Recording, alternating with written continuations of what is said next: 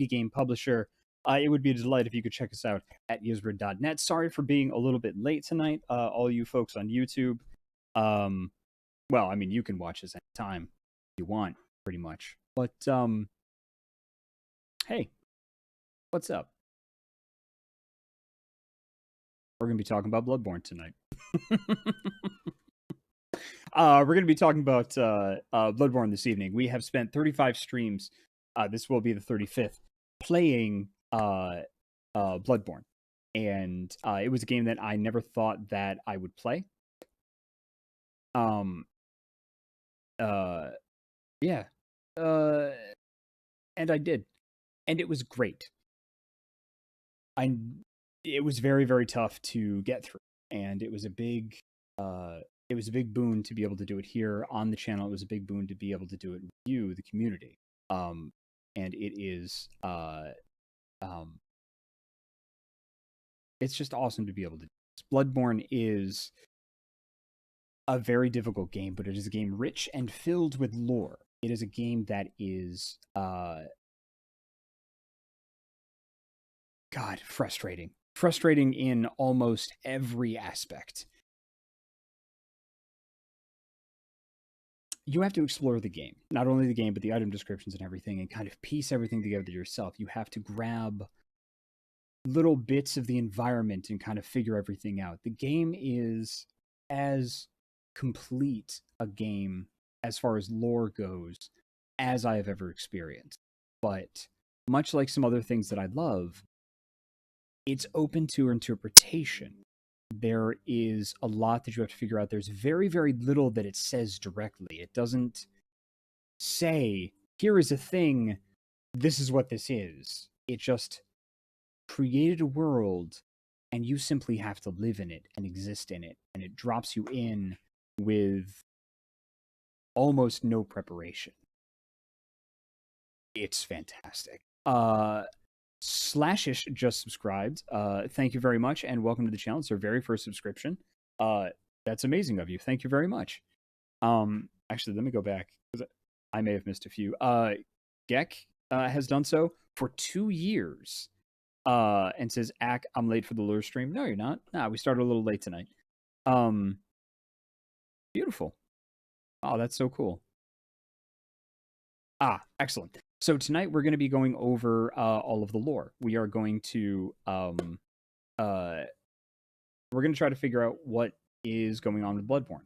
Not only that, because we're Yizbrid Games, an indie game publisher, that you should definitely check out at yizbrid.net and join our Discord.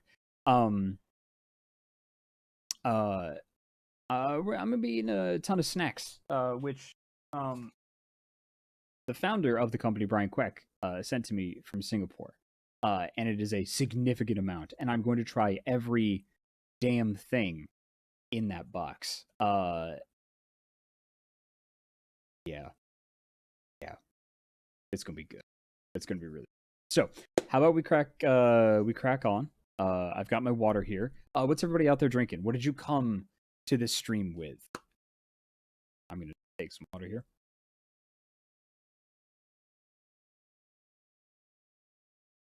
Jaded Cynic has Adam's Ale.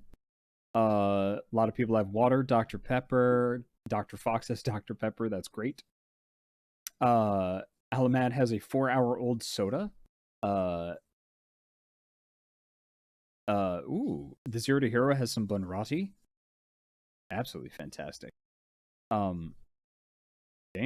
Overthought Engineers, Two-Hearted Ale. I don't know what that is, but that sounds fantastic and probably Doctor Who themed. I hope it's Doctor Who themed. If it's not, that's still a great name, but I hope that's a Doctor Who themed beer. Oh, and we had another subscription. Snick Sword says, I was almost never here live, but I caught the whole series on VOD on VOD. Thank you so much. It was super entertaining, and I'm glad you had a good time with this game. I did, in fact, have a good time with this game. King Jimmy has subscribed and has done so for 6 months. Thank you very much. Says, been following the Tuesday streams for Bloodborne since I unfortunately only found the channel after Final Fantasy VII Remake, and Bloodborne has been a really fun follow-up. Thank you very much. That's amazing. Thanks a lot. As Kovo has some Toritoki. Fantastic. Good. Hoktari also subscribed. Sorry, I missed that one. Thanks for calling that out. And let's go over here. Hoktari said, what is a lore stream but a miserable pile of secrets? Hoktari has subscribed for 28 months. Thank you. And thanks for calling that out. Hoktari says Jacob doesn't like me anymore. I like you. Cool. All right. Hey. Slashish said, wish I could stick around, but I haven't finished catching up with the YouTube archive yet. It's 1:20 a.m. Dear Lord. And I need to sleep after finally finding my own Canehurst summons. Thanks for the videos and generally being awesome. Thanks for being an awesome part of the community. Hope to see you around the Discord. Yeah, get some sleep and congratulations on finding the Canehurst summons. I'm so fucking glad that you enjoy these. That means the world to me. Kikazi has subscribed. Member of our Spirit Squad says, I suppose I should hop on this train too. I can caboose. Excellent. Well, that's fantastic. Icebox Blues says it's 2:25 over here. These streams are a large exception to my sleep schedule. Thank you. Please don't force yourself. But thank you. That's super cool. Holy fuck. That's late. It also tickles me that we have international viewers. I'm based in Canada, and one of the things that I love about streaming is that it's people from all over the damn world. Amethyst, another member of our Spirit Squad and designer of some of our emotes, says, what's after the caboose? I don't know, but I'm it. And is subscribed for 25 months. Thank you very, very much. Sweet. Oh, that's fantastic.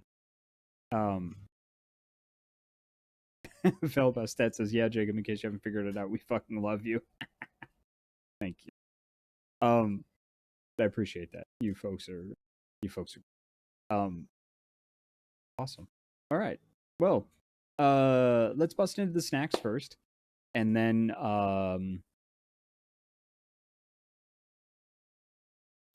Mike might need skosh more gain or sensitivity. Oh. Am I quiet?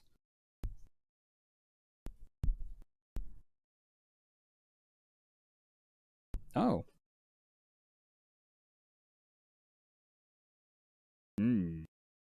Is it beginning and end of quiet sentences? Oh, okay, cool. Hold on. I think it might have to do with some of the suppression.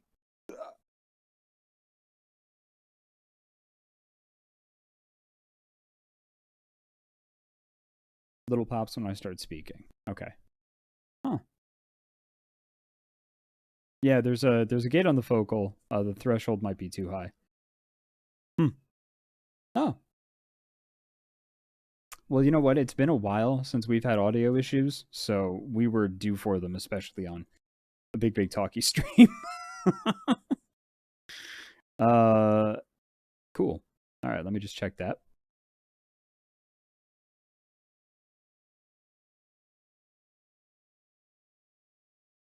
Audio mixer, where are you?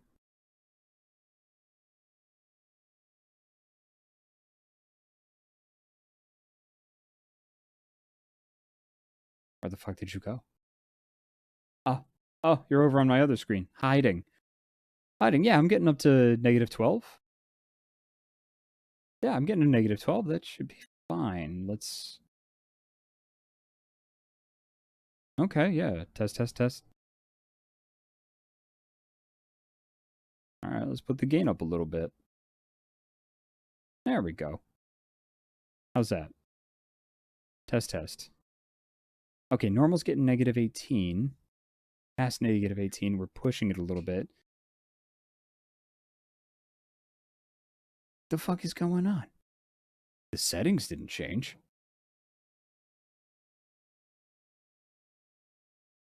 What the shit? Hello, what do you have? Yes? Yes, my sample rate is 48 hertz. It was very nice. Volume range is good. It's the right microphone. Everybody's telling me no more popping. I didn't touch a fucking thing. Let's just, we'll put that up a little bit. Okay, cool. All right.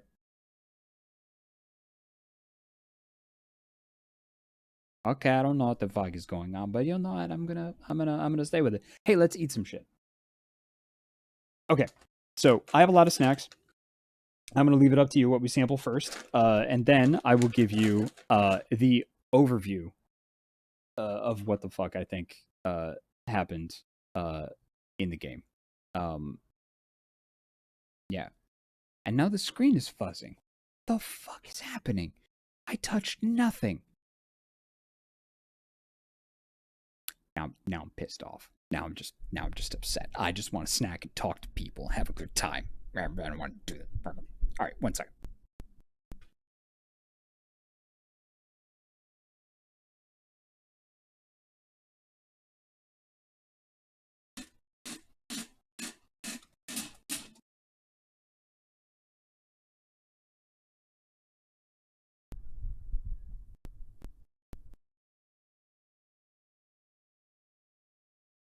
I still see some fuzzies. Why do I see fuzzies?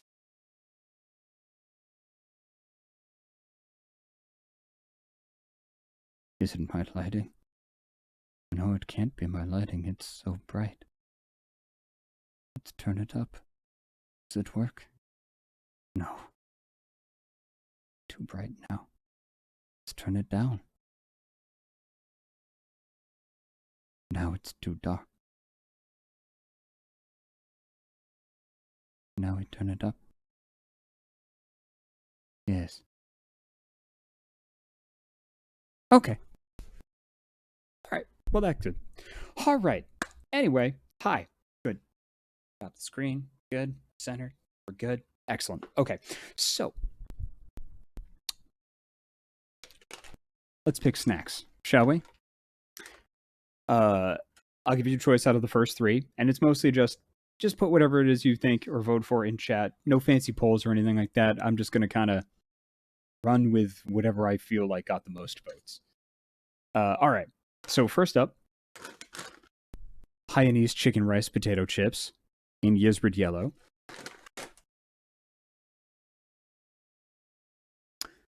Honey and gorgonzola biscuits from Japan by the Tokyo Milk Cheese Factory.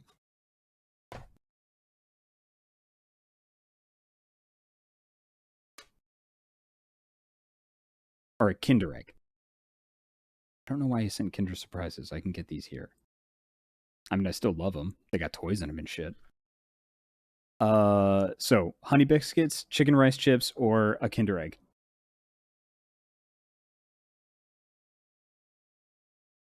I got a lot of votes. I see a lot of votes for chicken rice. Ocelot makes a good point. Chicken rice, have your dinner before dessert. Oh, lot for the biscuits. Ooh, a lot for the biscuits. Gek wants to know what the toy is. All right, we're going with the biscuits first. All right, seen a lot of the biscuit. So a honey and gorgonzola biscuit. Mm.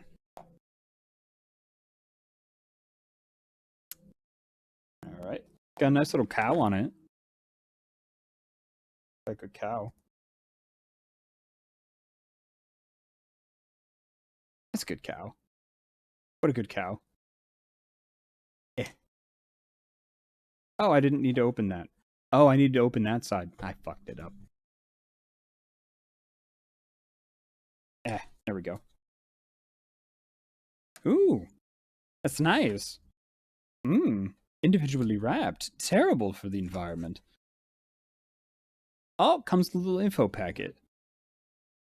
Ooh. Nice little info packet. That's nice.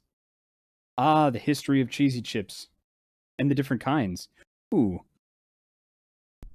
That's pretty cool. Honey and gorgonzola cookie. Salt and camembert cookie, which I also got. A milk cheese cube. Don't know what the fuck that is. And milk cheesecake. One would imagine that cheesecake kind of just has milk, right? Huh. All right. So, let's try one of these, and then we'll go over the rules of the road, the rules of the lore, because I know a lot of folks are chomping at the bit to share stuff. And now we open. Yes. Yes. Yeah. Initial sense? Definitely gorgonzola.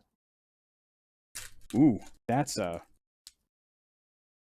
stinky biscuit. A little bit of the biscuit. Ooh, crispy wafer. That's nice. The biscuit. Can you see the biscuit? There we go. See the biscuit. The biscuit nice. The biscuit nice. Yeah, that's definitely just fucking cheese. Gorgonzola, in case you don't know, is a widely known as a stank of cheese. Oh.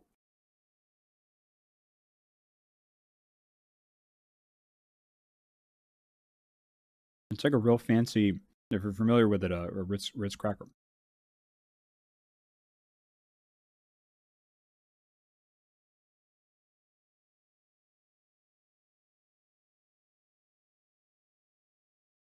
Mixed with the honey, that's fucking amazing. Holy shit. No, this is like with like a nice cup of decaf at night, or like a good strong. I mean, hell, this would go with like a really good black tea. Earl Grey might be a little too flowery. I would have this with like a really strong green tea, like an oversteeped green tea. Oh fuck yeah. Oh. Mm.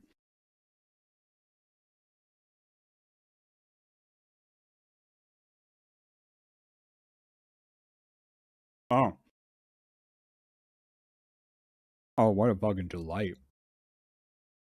Oh, and there's 10 of those cookies. Oh, what a lovely start. What a lovely damn start. Val Bastet comes in with the obvious pairing. Wine. Of course. Oh.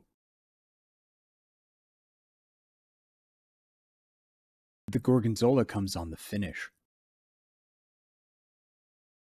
Oh. Oh. Oh. Mm. Ah. Ah. Ah. Wow. That's tough stuff. Yeah, you'll definitely need like a tea or something. Nimrod 14 says, so not a date food, only if you're both eating it and you know what you're getting into. Or I'm sorry, not 17. 14. Vinny 5 says, quick, mask it with another snack. All right, you know what? Fine. Double snack.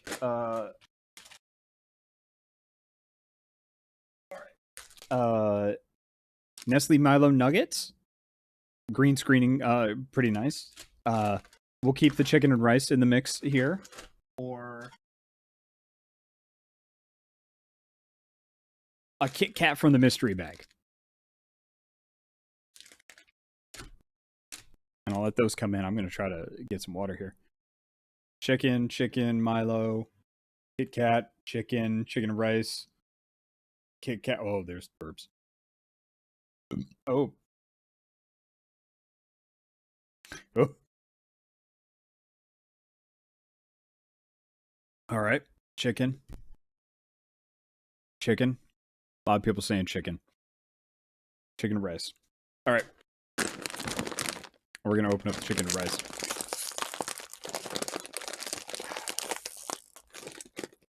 All right. Ah, okay. This opens up the other way. Ah. Ooh. That is a smell. Because I was kind of squeezing the bag a little bit. The second I opened it, it just went. Oh. Dr. Fox says, wait, are the crackers a kind of senbei? I do have some senbei in here, actually. We'll get to those later. That smells fucking incredible. Hainanese chicken and rice, by the way, is the, like you can see it here. It's the chicken that comes with the 3 sauces and rice. If you've never had it, it's delicious. I definitely would recommend going to your local Chinatown or Chinese restaurant and grabbing. Not like a Chinese takeout place necessarily. All right. Wow. Wow. It smells like Chinese chicken and rice. Holy shit. Starts off very sweet. Oh, and then gets. There's the ginger. There's the ginger. Oh, it just kind of goes through all three of the. Oh, all three of the sauces. Wow, that's a fucking journey. So it starts off really sweet. Like really sweet. And then drops into garlic and ginger. Like right off the bat, it's like, hey, I'm sweet, I'm sweet. I lied. Savory, fucker. And then ends with kind of a soy sauce flavor almost. And then you get the potato on the end. Hmm. Yeah. Hmm.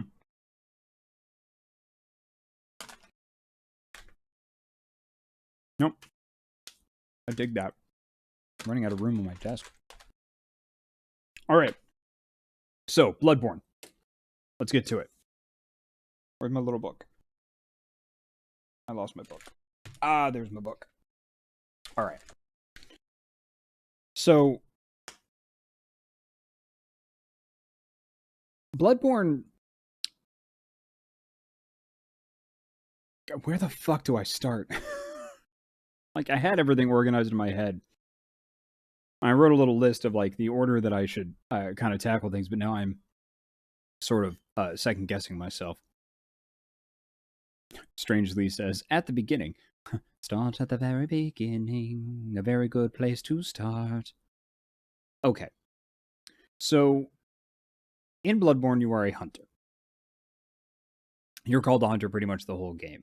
And you go to Yharnam. Yharnam's the town that it's taken in order to receive blood ministration from the Healing Church. The Healing Church puts blood in people to heal them. It has miraculous properties, and that's why people go to Yharnam. So I'm gonna just start this off by just assuming that if you're here, you have played or are familiar with Bloodborne and don't mind spoilers. We're going to be talking about the whole damn game.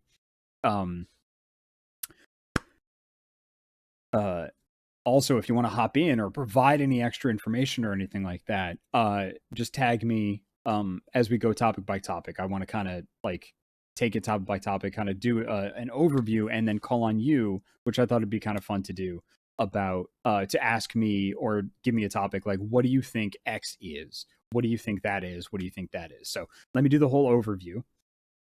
So the game gets fucking weird. So there's an insight mechanic that's like when you see weird stuff in the game, that mechanic goes up, and I feel like the higher that gets, the more messed up stuff happens. I think that's the case, but it's so slow and so gradual that I'm not sure whether or not it had an effect. I'd have to play through it once and get to one point. Like with it's a mechanic that's really hard to track. So it's a very Cthulhu Mythos kind of heavy game. It's really awesome that it takes almost every sort of Western horror trope and turns it on its head and does it in a very Japanese way. Absolutely freaking fantastic the way that it does that. Fishmen, and they did like a pastiche of zombies, werewolves, on the fucking wolves, vampires, all sorts of stuff. So here's what I think is the thing.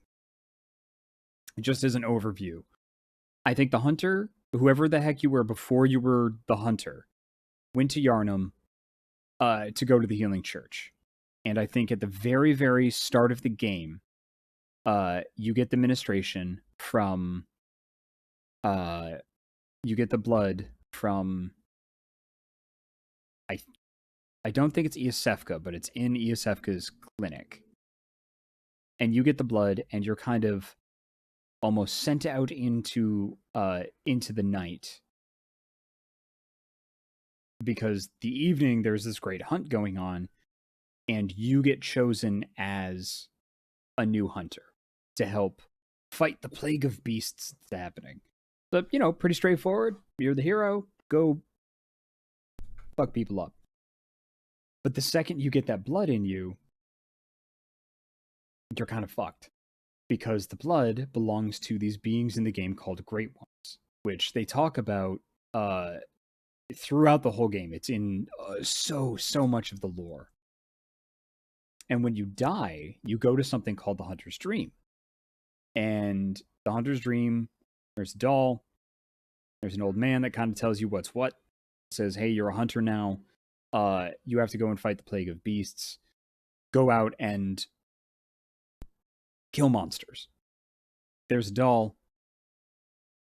It's going to help you.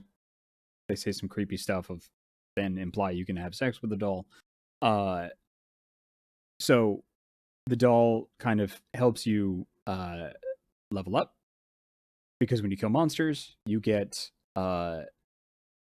essentially like blood souls, and you can use that to kind of up your own power and up your own ability because of the special blood that's in you.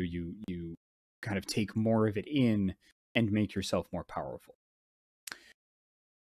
So the hunter goes to Yharnam. The hunter gets the blood, gets tied into the hunter's dream somehow, is essentially immortal, and starts going through Yharnam killing monsters.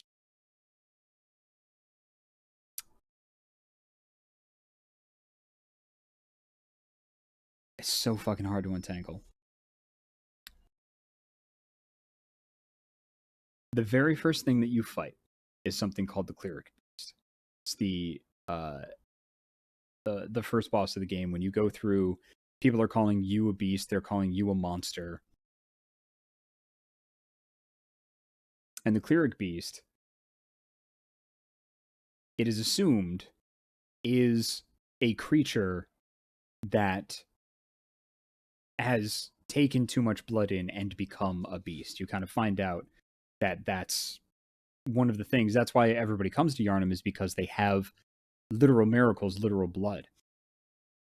And that comes from the Great Ones. It comes from the Great Ones' blood. They talk about a labyrinth that's underneath this really beautiful Gothic city, Yharnam, which we come to find out are the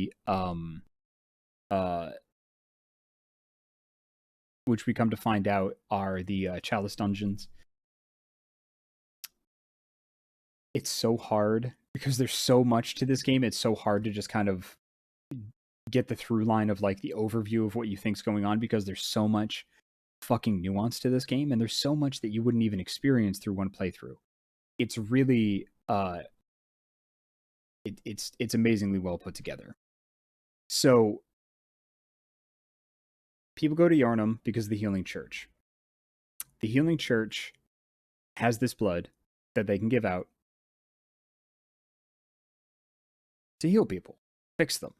But if they take too much, or it happens too long over time, they eventually become a beast. And all of the monsters that we fight in the game, we find, are kind of derivative of different types of blood. Because we come to find out, I think, there are different Great Ones. So the Healing Church is essentially taking blood from Great Ones, these kind of unknowable, almost gods, and giving it to people. And then also trying to understand and commune with these Great Ones. And as you continue through the game, you find out that the Healing Church, or at least this is what I think, that the Healing Church broke off from this place called Bregenworth, which was this university. And the university was the original folks to discover the Great Ones and discover the healing properties of the blood. So Bregenworth came first, and the Healing Church was this kind of offshoot from it and we find out that Bregenworth had a different Great One, because there's different monsters in Bregenworth than there are in like Yharnam in the Healing Church. I think I'm explaining this okay. And again, these are just my theories. So I think all of the different monsters are blood infusions from different Great Ones. I think the Great Ones are all different. I think they're all kind of unique beings because their blood does different things to different people as you interact with different Great Ones in a different way. So I think whatever the corpse of the Great One is, or the Great One that they're taking the blood from under the Healing Church, is what's turning people into kind of the werewolves, almost, and that kind of beast. Because when we get to Bregenworth, there's like fungus monsters and things. And these Great Ones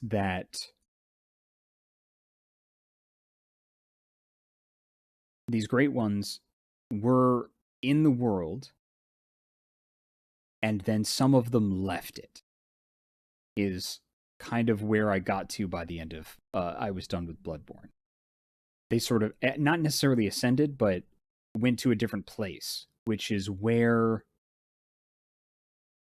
the Hunter's Dream comes from, because the DLC is called the Hunter's Nightmare. And I think, and you go to like these different kind of dream realms throughout the course of the game, which reflect parts of Yharnam. They reflect parts of the world that you knew. And I think that's where the Great Ones kind of went, because they left their bodies and they kind of left behind these corpses. So you, as the hunter, and having used all this blood, are going through, killing monsters and trying to fight your way through and sort of figure out what's going on. At Bregenworth, all of this has all of the Great Ones have to go have themes of the moon and blood, obviously, and water and things like that, which are tied into childbirth. Throughout the game, you'll hear babies crying, and there's a big baby motif. Some of the enemies are like these little fetuses and babies crying, and I ask myself about 1 billion times what the fuck's up with the babies. We'll get there. At least what I think it is. I could be wildly off. This is just what I got from the game, and that's one of the cool things about the game, is that you can play the game and have a completely different experience and a completely different theory. So we get into one of the lakes, and we jump into one of the lakes that the moon is shining on, because the head of Bregenworth, who is just sitting there trying to commune with and understand the Great Ones, because he's trying to get to a higher understanding. He keeps saying things, and you find it all over Bregenworth. We're trying to get eyes on the inside to increase our insight so that we can commune with the Great Ones, so that humanity can be uplifted and evolve. And they send us into a lake. So pretty much jumping into a lake, but that sort of takes us to a different plane, which I think is the dream or the ascension of this creature called Rom. And we kill Rom, and then the whole world changes, because it was holding back something, I think. I don't quite know what it was, what Rom was, but it seemed to be holding back the encroachment of the Great Ones, or the effect of the Great Ones on Yharnam, on this place, because there was such a concentration of these otherworldly, unknowable cosmic beings there. Or there used to be, and their corpses might still be there, like buried under the city. So the moon gets brighter and red, and these things start showing up called amygdalas, which are like tied to the side, like holding onto the side of buildings, got these like big fucked up face. We have to go and fight one at some point. There's many of them. It's one of the only things that I would say would be Great One or Great One like. but there's many that look the same. That's something that I was just like, well, if every great one is unique, and are they great ones or are they just monsters? What the fuck are they? And I went back through and I read as much of the lore as I could find as I got through my playthrough on what the fuck the amygdalas were. But I think it's the name of the species. So it could be that the entire species is one great one. I'm not quite sure. I didn't quite get there because we find a dead amygdala somewhere. We fight another one and kill it, and then there's like two more on the sides of buildings as we're going along. There's a bunch. So as we're going through, we see a bunch of these like, these amygdala creatures. The monsters get way more fucking powerful, and we eventually get to through Breggenworth, and Breggenworth and the church are definitely opposing factions. Having broken off, you see a very small cutscene that doesn't make sense until you're like an hour and a half like farther into the game.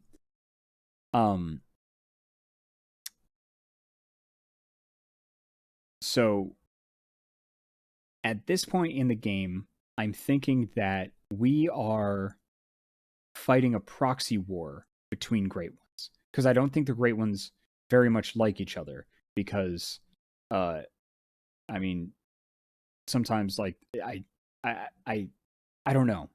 I'm not exactly sure why I think that. I can't point to one thing, but I felt like you were almost a pawn in a proxy war between Great Ones. Like one Great One is using, is using the control of some of the hunters through their blood, and bringing them to the hunter's dream to resurrect, so that they can keep sending them out against the other Great Ones, or to keep new Great Ones from being born, essentially. We see a lot of, throughout the game, you see a lot of like pregnancy illusions and a lot of people going to like trying to inject themselves with more and more blood in order to give birth to a Great One. We go to ESF's clinic, and that kind of happens because somebody has killed ESFka and taken their place, and is attempting to commune with one of the Great Ones, kind of hears them, keeps injecting themselves with blood from various people in various places, and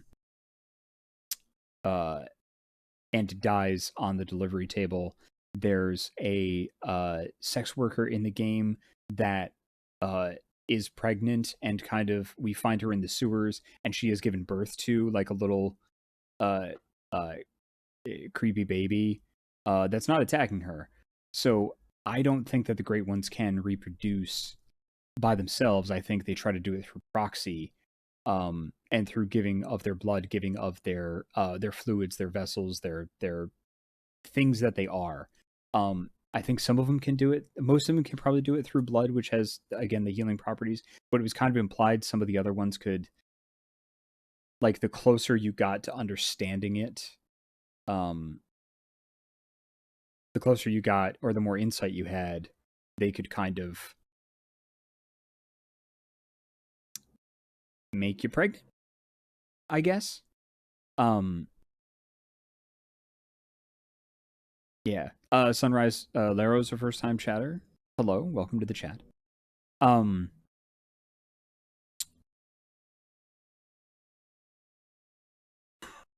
of the things that I really loved about the game is that your character ultimately isn't important.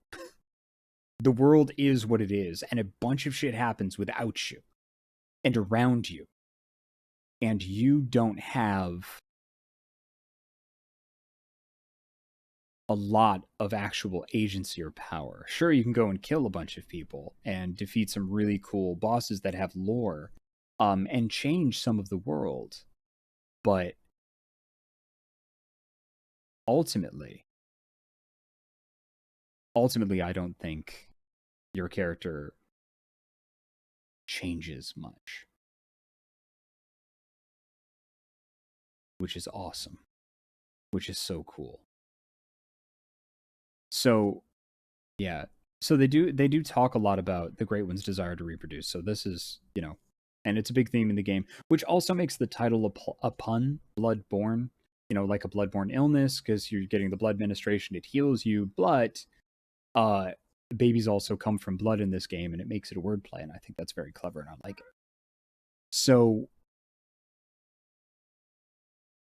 eventually, we kill a bunch of great ones, find out a bunch of cool lore. We go to the Old Hunters DLC, where pretty much the entire thing happens inside the nightmare of a great one. That's died and kind of gives birth to this other great one, or half a great one, called the Orphan of Kos, which kind of lent credence to my theory of when a great one ascends, it makes like another realm, makes a dream, starts to dream. Which again, still goes into the whole goes into the whole Cthulhu mythos of where the Great One lie dreaming, and Raleigh, and all that. So it's on theme. I think that's right.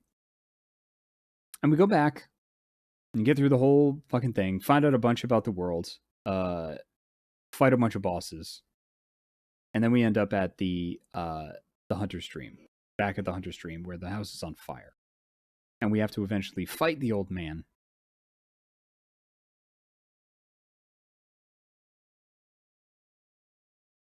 Who's like the first hunter, essentially.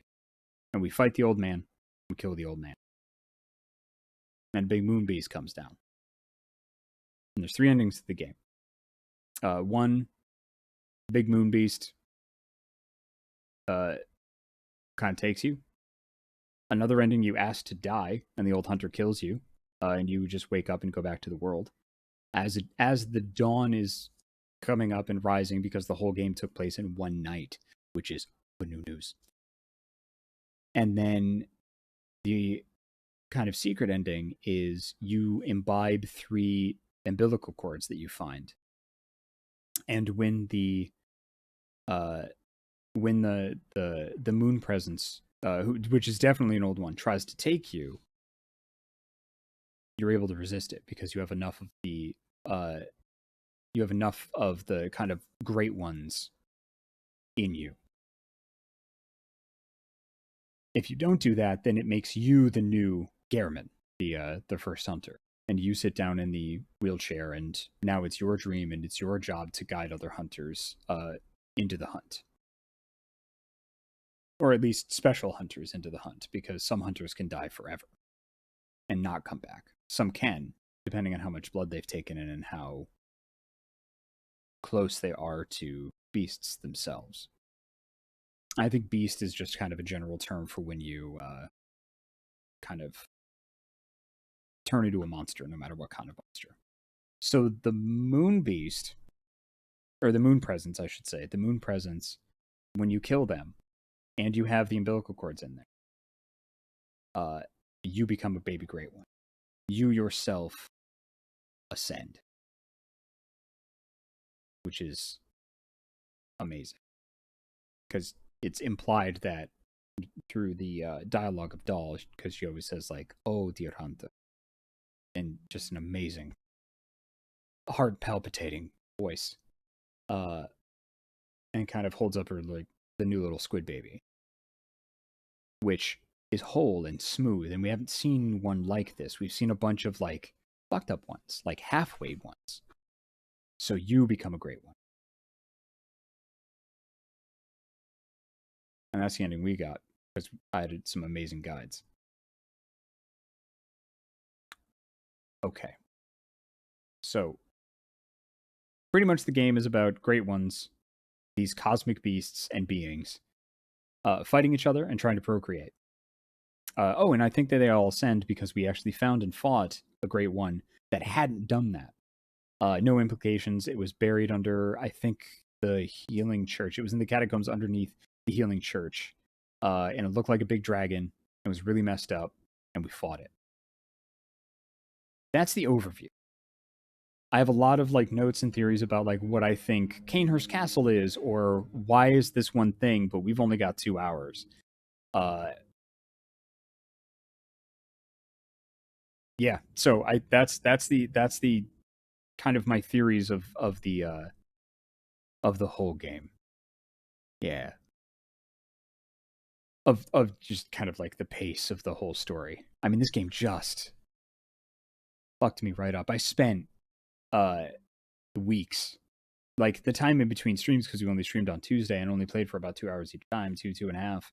Um, I thought about this a lot.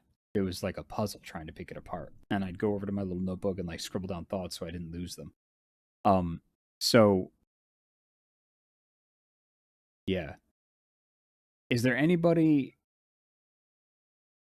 Yeah, we've got some folks in chat. Uh, Strange Lee says the moon presence is the thing behind everything. Yeah, which is why I kind of thought like it was nice to sort of get that confirmation on my proxy war theory that the moon presence is trying to wipe out or smoosh some of the other great ones. Or at the very least, because they've all ascended and they can't touch each other anymore, they can't fight each other. They're trying to kill each other's like folks and people with their blood and people that worship them. Yeah. Strange Lee says, speaking of the moon presence, I don't know if you ever noticed it, but the moon is in front of the cloud layers during the hunt. Always made me think the presence was physically drawn to this world. Yeah, I always got, because there was always a moon somewhere, pretty much. It made me think, even in the nightmares, but it was kind of clouded over in kind of this runic eye kind of thing. It felt like the moon presence was watching you all the time, which is a really, really cool effect. There was always a moon in somewhere, in the lake or in the sky or fucking somewhere. And again, the moon being a huge playing a huge part in uh, uh, birth and the act of birth. Roll for Luck says there's some info on music, ROM, NPCs, and cut content I can provide if you want. Ooh, cut content. That's interesting.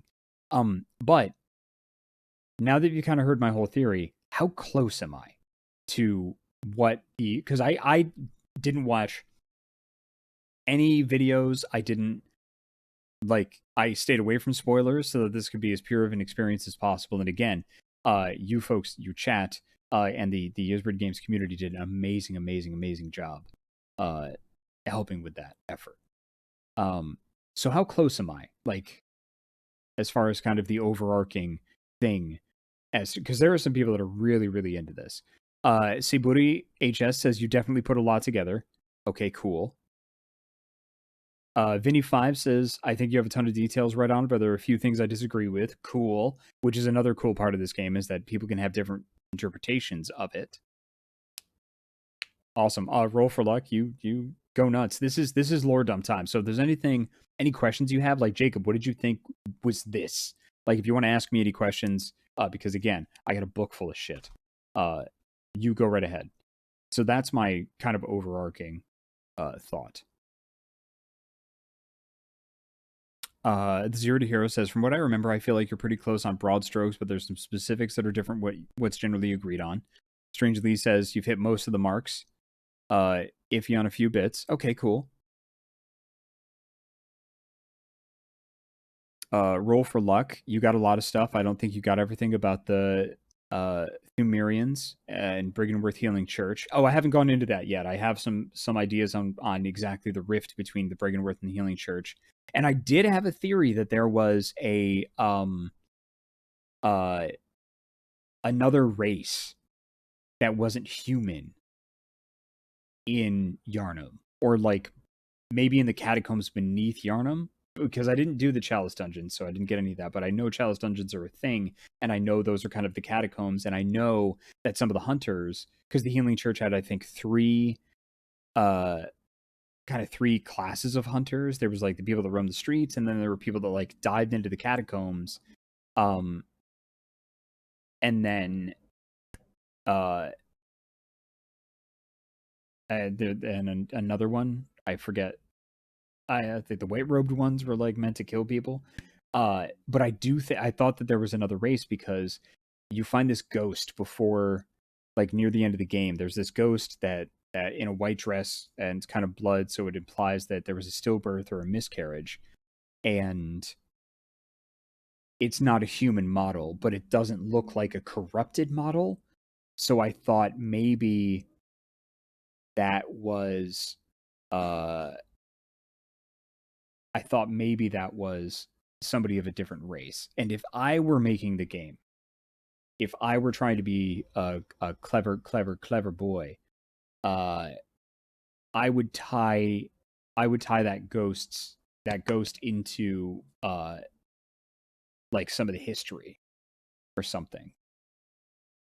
Because it comes right at the end of the game. I don't think it's human, so that led me to the theory that there was a whole other race, like beneath the beneath the whole fucking yeah, beneath the whole thing. Strange Lee says that ghost is the final Chalice boss. Oh damn. Oh, that's cool. Why? Because the Chalice dungeons are like these like super challenging, like randomly generated things. Roll for Luck says, "Do you want lore on her? Hell yeah! Yo, spoilers! Fuck yeah, yeah. This. Give me the juice. Give me the juice." So I was right about the race. And from context, I assume they're called the Pthumerians. Oh, cool.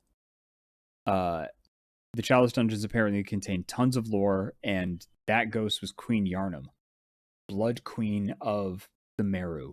Oh, that's fucking rad. Oh, how the fuck do you find that out? I mean, I assume you got to go through the Chalice dungeons, which I am not doing. That is cool.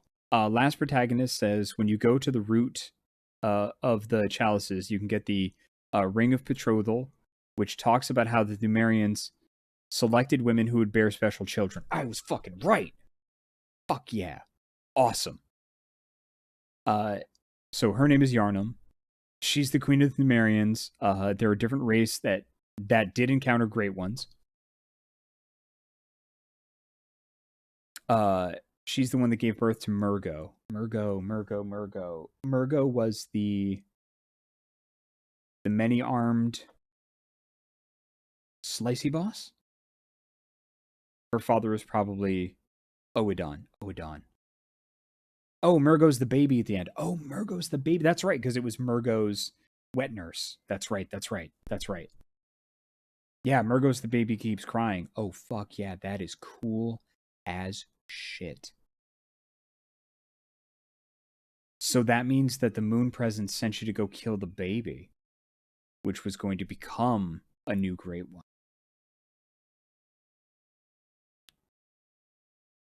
Yeah.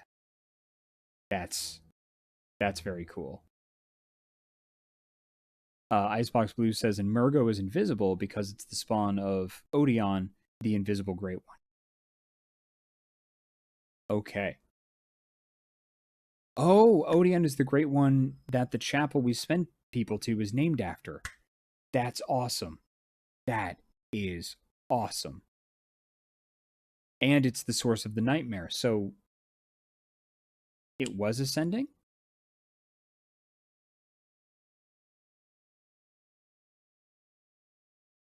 Oh, that's neat. Obadon, says the Zero to Hero, is implied to be behind a lot of the blood-related things in this game. Fuck yeah. Oh my goodness. I mean, this game's like 5 years old. People have had a lot of time to like plumb the depths and figure it out. So Odon is assumed to be behind the pregnancies of Ariana, the sex worker, and Iosefka. Wow. Wow, that is very cool. Vinny5 says the Orphan of Kos, which is the end boss of the Old Hunters DLC. is the source of the Hunter's Nightmare, which is where the DLC takes place. The brain is the source of the Nightmare of Mensis, which the Nightmare of Mensis was when we encountered that at Bregenworth. Yeah. Oh, yeah. Yeah. Very cool. Very, very cool. Yeah, the mothers are human. Like that's like it feels like the Great Ones can't reproduce on their own.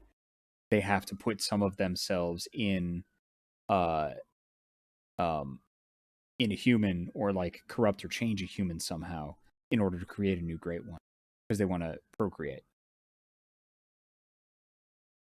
Oh fuck yeah, that is so cool. Yeah, the Great One strangely says the Great One needs surrogates. Yeah, Carol runes. Carol the Hunter says Sunrise Alero. Carol the Hunter was trying to transcribe the language of Odion into runes. Yeah, that makes sense. Oh, that's so cool. That is so cool. One thing I didn't, Terracotta actually makes a good point. The fuck were the messengers? I couldn't find any information on the messengers in the game. I didn't really run into it. It was just like you can get them hats and they were cool. But what the fuck were they? Old Numerans? Oh, hey, Strangely just said they also appear as enemies in the dungeons. Ooh. Oh, messengers are most likely spirits of the dead. I I feel like they're like probably the ghosts of the Thumarans, because they're all white and but like shriveled up, and Yarnum's ghost is white. That's the best I got. Yeah. Yeah, they Roll for Luck says they kind of look like Thumarans. They have the same faces of color. Yeah. Yeah. All right. Very cool. It's fucking rad as shit. So if anybody has any questions about like, hey, what did you think of X, and then we can talk about that. I'm having a great time. I hope you're having a good time. Learning all this shit is amazing. The Zero to Hero says if you pull up a close up of a winter lantern, which is one of the enemies that kind of makes you a little increases your frenzy and makes you hurt yourself. The head is made up of dead messengers surrounding the body of a plain doll. Holy shit. What?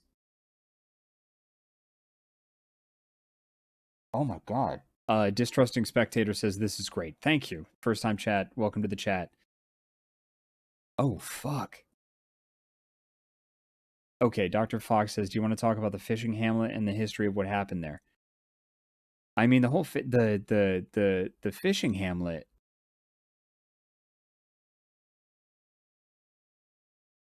The fishing hamlet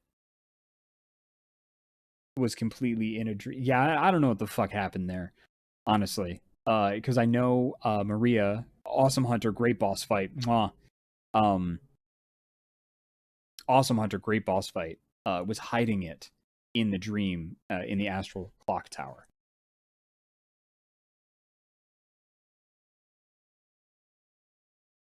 Oh shit! Dr. Fox 17 says so. Maria was guarding the Nightmare Fishing Hamlet because something happened there. Something bad happened there, and both her and Gehrman, the first hunter, were part of it. Something made the real Maria, not the one in the dream, because like they can go to the nightmare, but once you die in the nightmare, you're done.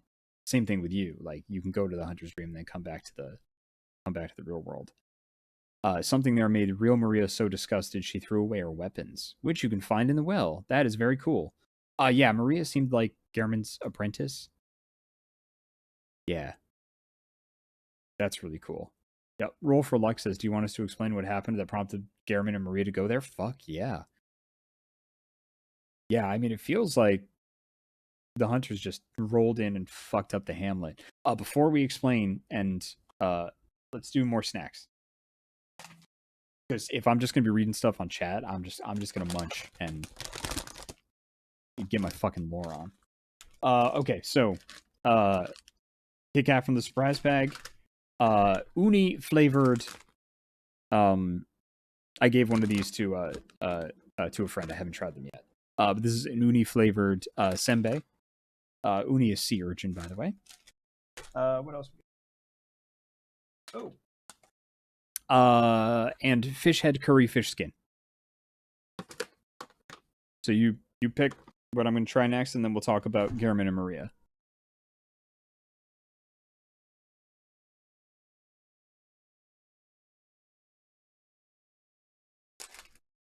So senbei, Kit Kat, fish head curry fish skin.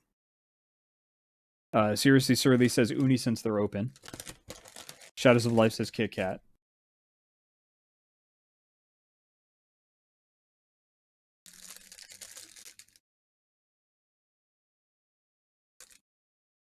Kit Kat, uni. Yeah, I'm going to do the uni.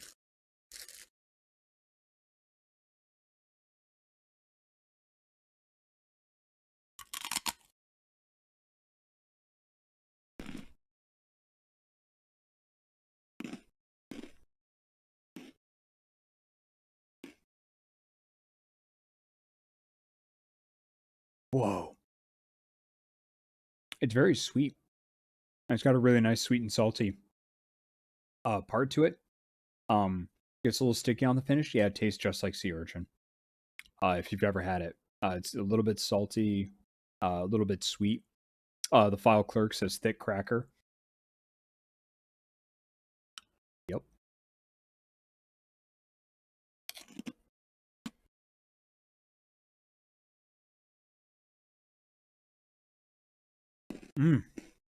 Very good. Okay.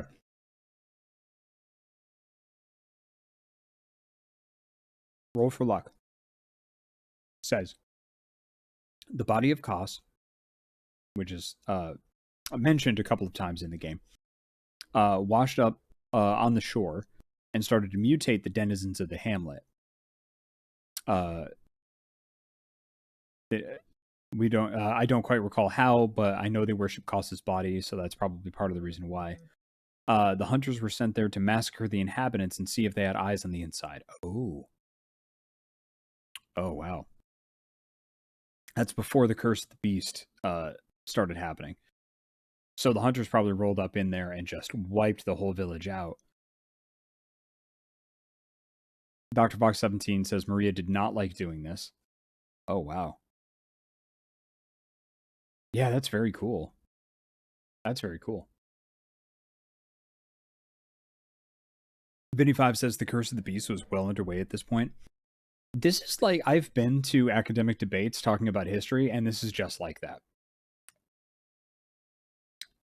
Love it. Love it. Fucking love it. It's so much like the World of Darkness lore. Oh. It is in fact my jam. It may also be prudent, says the Zero to Hero, to note that insight is generally considered to be this eyes on the inside, and that is very likely to be literal. Gross. That is so cool. Icebox Blue says, I believe Kos Kosum is the first encounter with an old one in the wilds, so to speak. Oh, that's very cool. Vinny5 says the hunters were so awful to the fishing hamlet, people that Kos cursed not only them, but all hunters, thus creating the hunter's nightmare, a hell dimension for all hunters. That is super cool. Strange Lee says, as far as I knew, the whole village was a fucked up place. It's a fishing whaling village. It's safe to say the inhabitants murdered Kos while at sea, and her deceased corpse washed up and shit hit the fan. Whoa. Whoa. Oh, that is cool. That is very cool. The Zero to Hero, picking up the thread of eyes on the inside, said this would be why Master Willem is in the state he is, because he succeeded in gaining the eyes and destroyed his brain in the process. Master Willem is the, if I remember correctly, the head of Briggenworth, like the dean, which is also like a college. You find bug up melty people in gowns and caps. Wow. Wow. What a fucking cool game. And there's so much, like, you have to play through multiple times to pick up on. Dr. Fox 17, continuing the story about Maria from the Old Hunters DLC. After Maria's distaste for the action, Gehrman went to the real workshop and made the doll, which you find in the dream, in Maria's likeness, which says a lot about Gehrman. Cool, he was a dirty old man. Fantastic. Awesome. Wow.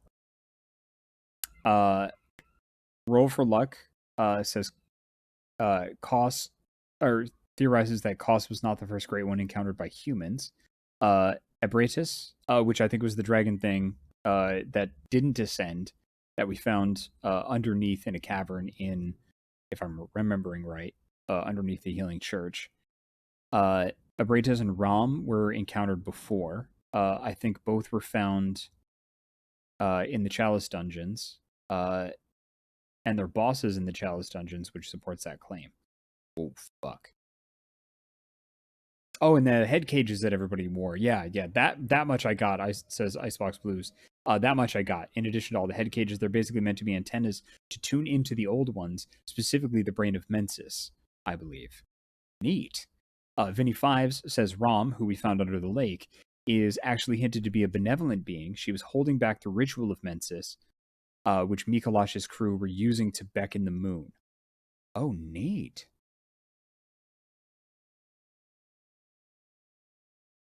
That's very cool. Ocelot has a good question. So if we're going back to the Chalice Dungeons, are we going back in time?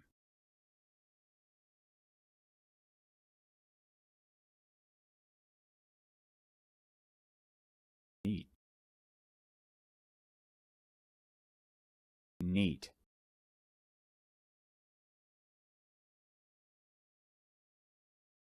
Seriously, Surly says Rom is a sweetheart. St. Booty HS says Rom was also, in effect, maintaining your ignorance, which is fitting given her title, The Vacuous.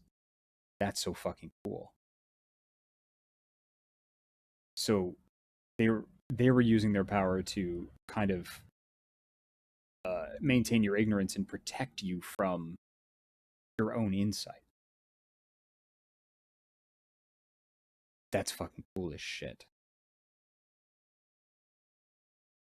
So it doesn't look like we're going back in time when we go to the Chalice Dungeons.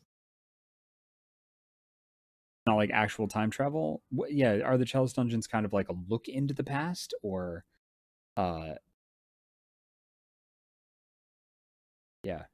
Vinny Five says after Lawrence, who's the head of the Healing Church, broke off from Breggenworth and started messing with the blood, Willem and Rom tried to think of a way to stop them. That's fucking cool as shit. The last protagonist says, sort of, I assume about the head cages. The goal was that the School of Mensis rituals wouldn't get interrupted. They're actually ongoing the entire game, and Rom merely conceals them. She doesn't prevent them, as is commonly thought. Ooh, neat. Oh, that's very cool. That's very cool. All right, time for some fish head curry fish skin. I'm gonna try this. Fuck. Man, that's awesome. Yep, that's definitely fish skin and curry. Give you a view of one of these. Yeah. Go. Yeah.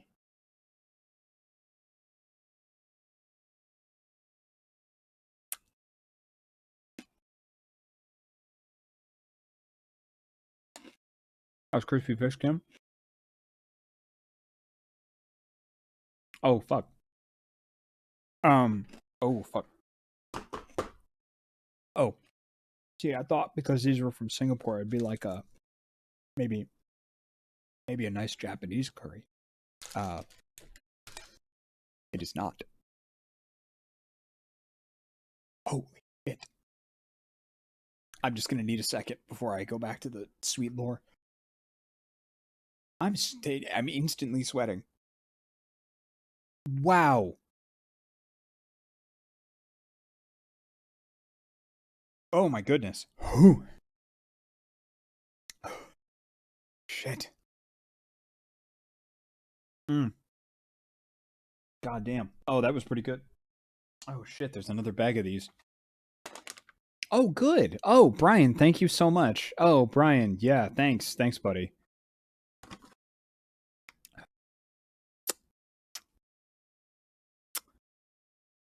Fuck. Well, in for a penny, in for a pound, right?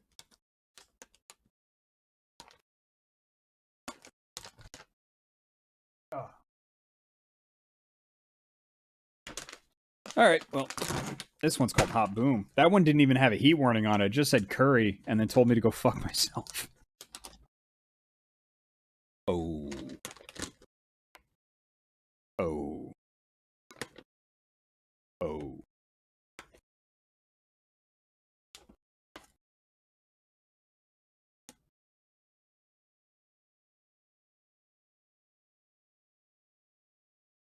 Here we go.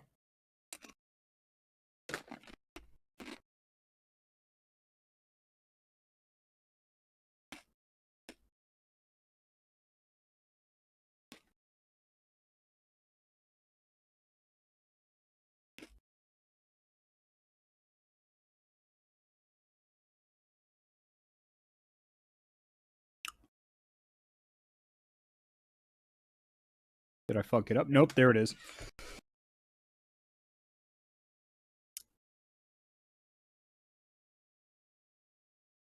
My whole tongue. My whole tongue is on fire. Wow. The curry ones hit you a little bit sooner. These ninja you right in the back of the throat. Oh. Ooh. Oh my god. All right, well, I'm sealing those up. Dear Lord.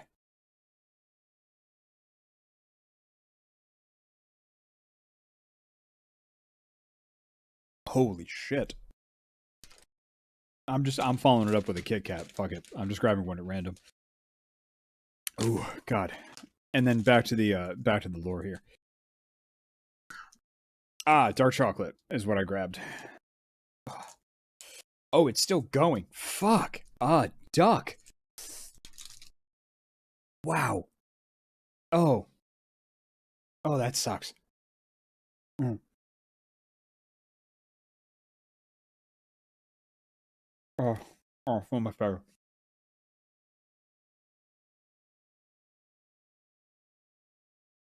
It'd be really funny if the Kit Kat was spicy too. Mm. Oh. Mm. Mm. Mm. Mm. Mm. All right. Back to the lore. So, Vinny Fives had a lore bit. We were talking about. That's right. Vinny Five says, if you remember when you were first taken by the bagman to the Hypogean jail, yeah, I almost fucking forgot about that. You can hear chanting the entire time. That's because the ritual is frozen in place and going the whole time. Oh, that's so cool. Roll for Luck says about insight and a high insight score. Roll for Luck says if you have a high insight score, enemies get extra attacks, but you see other extra things like the messengers opening the gate to the Forbidden Woods. That's very cool. And it makes you super susceptible to frenzy and makes it harder to build beasthood. I don't know what beasthood is. Strangely says, what did you think about the one reborn? I always interpreted that as a collection of all the failed births in Yharnam of old ones. The city is filled with abandoned cradles of children strewn everywhere. That's also what I think it is. It seems like the one reborn is the Bell ladies trying to put together a great one out of discarded parts of other beasts. Yeah. That was my theory behind that, because you're calling souls, like the bell ringing ladies call people from other worlds, like antagonists and spirits. And they did mention that there are like other worlds and different reflections. So I think what they're doing is they're trying to summon spirits into that thing and kind of reconstitute a great one, is my theory with the one reborn.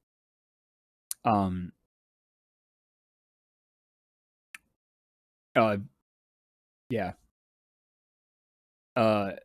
Vinny5 says, I've read that the One Reborn is the collected bodies of all the members of the School of Mensis who stillbirth their brains with the ritual. Neat. Icebox Blue says, fun insight fact. If you fight the witch boss with no insight, as in enter the fight, leave, and spend the ones you got for entering and then return, it's way easier because their summons simply don't manifest if you don't believe in them. That's very cool. That's very, very cool. I think my insight was actually pretty low at that point, too. Oh, that's rad. Dr. Fox 17 says about insight. You can also see the amygdala around the city with high enough insight before you kill Ron. Neat. Siburi HS says Beasthood is a stat that increases your damage dealt and damage taken in equal measure. Ah, very cool.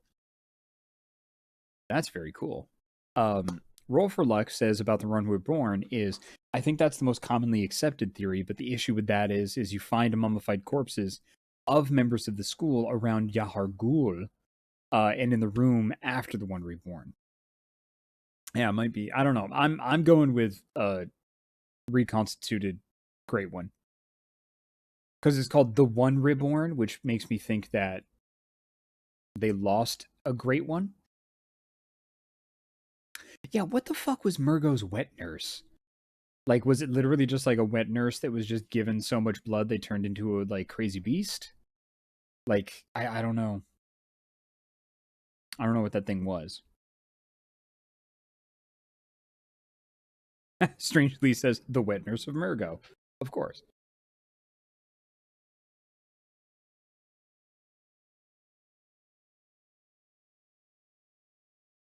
Or something, yeah, it could have been something chosen to be the wet nurse.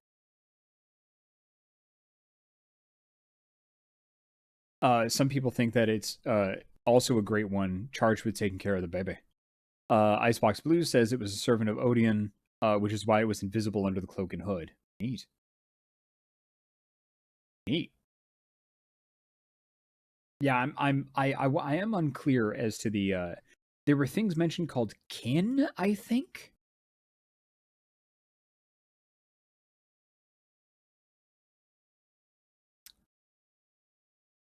And I don't really quite know what the hell that meant. Oh, Vinny5 says kin are the great ones in their kind. Ah, nifty. Okay. That's pretty cool.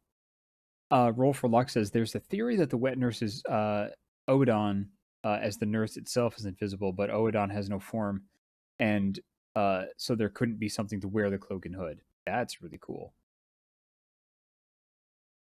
Oh, that's very fucking cool.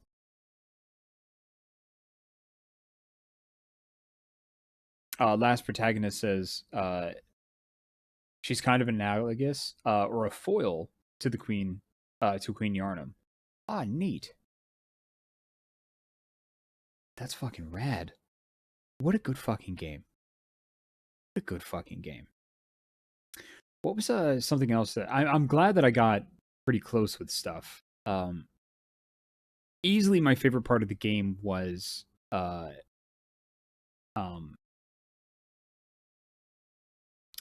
brain, come on, don't do this. Cainhurst. Not the boss of Cainhurst. Fuck that guy. Oh, Cainhurst was great. Roll for Luck says, speaking of kin, equipping the Milkweed rune gives you the cauliflower head. Yeah, it makes you a kin. Oh, neat. The Zero to Hero says, I think kin are only related to Abratus, because as corrected, Rom, Abratus, and the Celestial Emissaries are both great ones and kin, but the Orphan of Kos and the Amygdala are not. Yeah, and Abratus and the Celestial Emissaries had kind of instead of like the beast or the werewolf kind of thing, they had like fungal kind of mushrooming thing. Icebox Blue says kin are the spawn of Abratus specifically, I believe.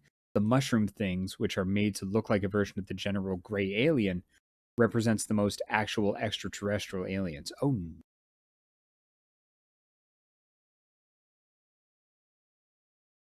that is very cool.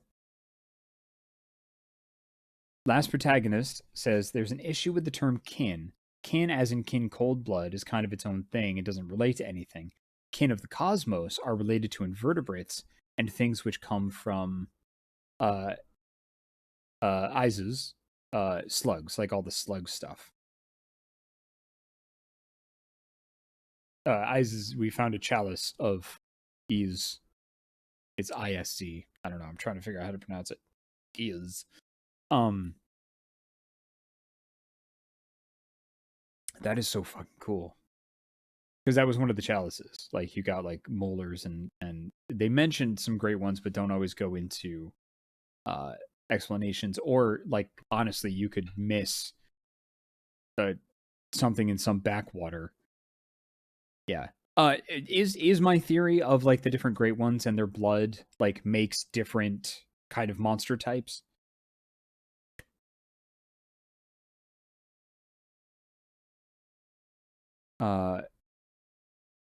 Sunrise Laro says some people also become the gray mushroom aliens via the experiments of the imposter Iosefka. Okay. Sir Garrett Cameron says there are certainly different lines of blood. Yes, awesome. Fuck yeah. I'm having so much fucking fun, folks. Like, you have no fucking idea. This is such a beautiful payoff. Like, I had my own theories and everything, but like folks are just coming in hot. We've got new people coming in, they're just coming in for this, that are just like, hey, lore, boom, what's up? And it's all theories, it's theory crafting. So you can talk about it and bounce off of other folks, and it's very collaborative. That's great. Terracotta says, Jacob, what do you think of this distributed storytelling style in general? Fantastic. Were it not gated by a very difficult game. But I love this distributed storytelling style because this is something that I really, really love. And have had the privilege to write for and participate in a couple of different things, is the World of Darkness. Like, holy shit. The World of Darkness lore is a lot of this distributed storytelling. Whenever I got a new World of Darkness book, I used to grab all of my other World of Darkness books and spread them out, read the new one, and then start cross-referencing pieces and seeing if I could like find little parts and whatnot, because getting to the truth of something is incredibly difficult. But you can get close. You don't always know what the truth is, and I love that. The Zero to Hero says about the bloodlines, different bloodlines and different types of blood, says it's muddy because there's also enemies that aren't mutated from blood, but from other things like eyes. Yeah, okay. So I think it's parts of parts of the great ones. Take a piece of the great one, become a great one. That's so cool. Yeah. Sorry, I'm going through and reading chat. Nojlivic says, so in the initial area you started, people are hiding indoors during the hunt. Are there theories why that protects people? Are people influenced by the old ones forced out during that night? I don't know. Oh, damn. Vinny Fives responds, if you check back with the indoor citizens throughout the night, you hear them either turn into beasts or murder one another, disappearing after the blood moon. So it doesn't help them much. Fantastic. Tempest 2097 says umbilical cords contain, at least in our world, stem cells in the blood, making them incredibly useful for scientific purposes. Yeah, and we ate 3 of them and became invincible. Roll for Luxes. What did you think of the music for the wet nurse fight? Didn't get a chance to pay attention to it that much. There were a lot of fucking swords. It's also the music that plays when you use the music box. Holy shit.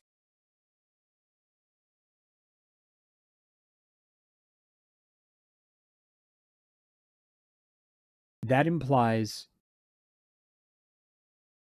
a lot. That implies that it was like an old Yarnamite like lullaby or something that was then picked up by, wow. Yeah, so that was probably like picked up by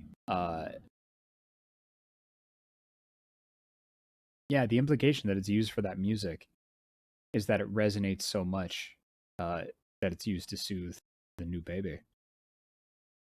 Oh, that's very cool. Oh, wow. Roll for Luck says the song is called Lullaby for Murgo. So maybe somebody heard it and it became part of the Yarnamite culture. Like maybe somebody heard the Wet Nurse or God, that is so fucking cool. Oh, I love that. I love that so much. Oh, the implication that this lullaby was heard by someone in the past in Yarnum and it became like culturally relevant over time. Oh, that's it's fucking delightful.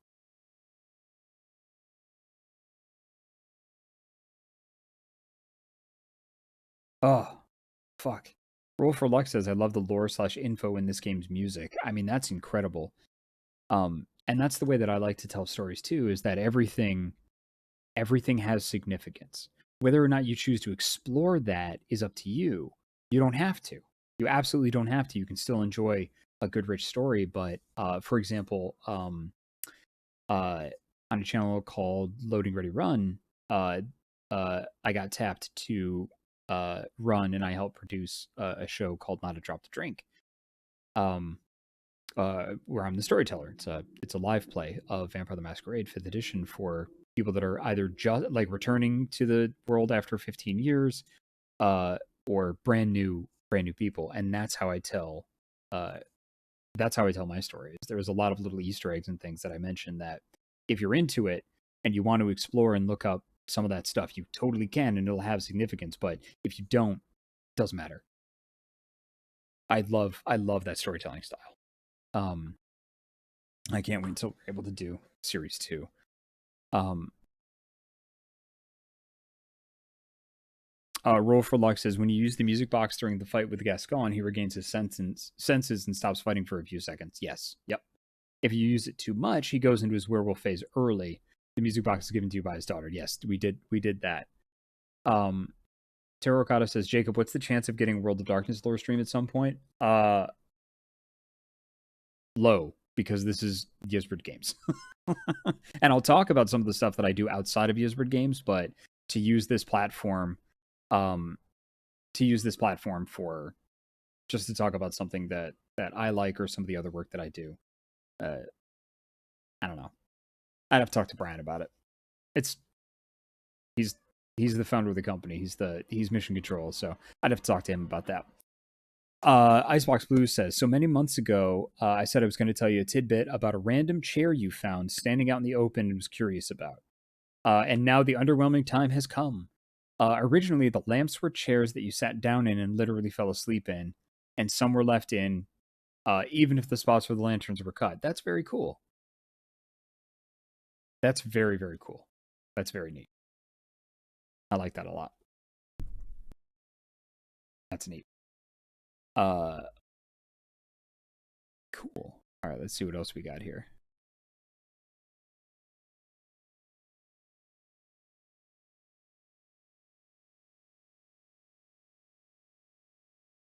Uh, Vinny5 says an argument for time travel.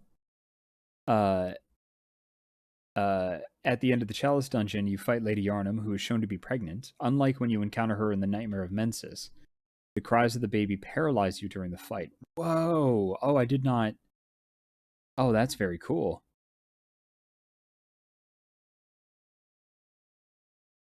So at the end of the Chalice dungeons, you fight Lady Yarnum, who is pregnant. But when you encounter her in the Nightmare of Mensis, she's dead. Interesting.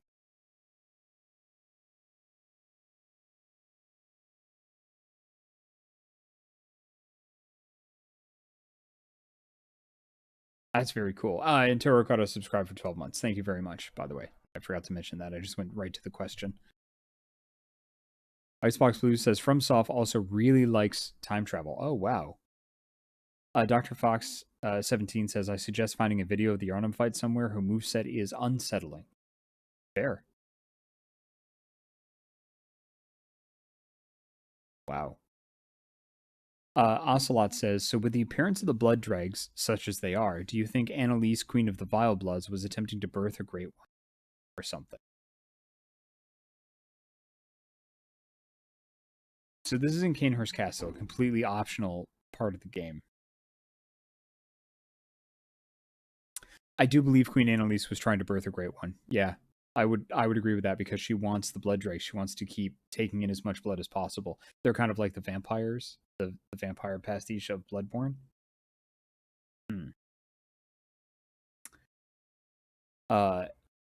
Last Protagonist responded to Ocelot and says, there may have been earlier storylines that got cut that could have made it so she already had a child of blood. That's really cool. Roll for Luck says, do you want to know why the Moon Presence's one hit point attack can't kill you? Yeah, I do. You don't have to ask if I want to know stuff. That's what this whole stream is for. I want to know stuff. I want to know fucking everything. Yeah, because the very last boss screams and can take you to one hit point. And you've got just enough time to heal up to full and get in a few shots. Yeah, no, you just tell me stuff. Because I mean, there's so much fucking to this game. There's so much to this game. We could probably do 2 or 3 more of these. Because this game is so fucking dense.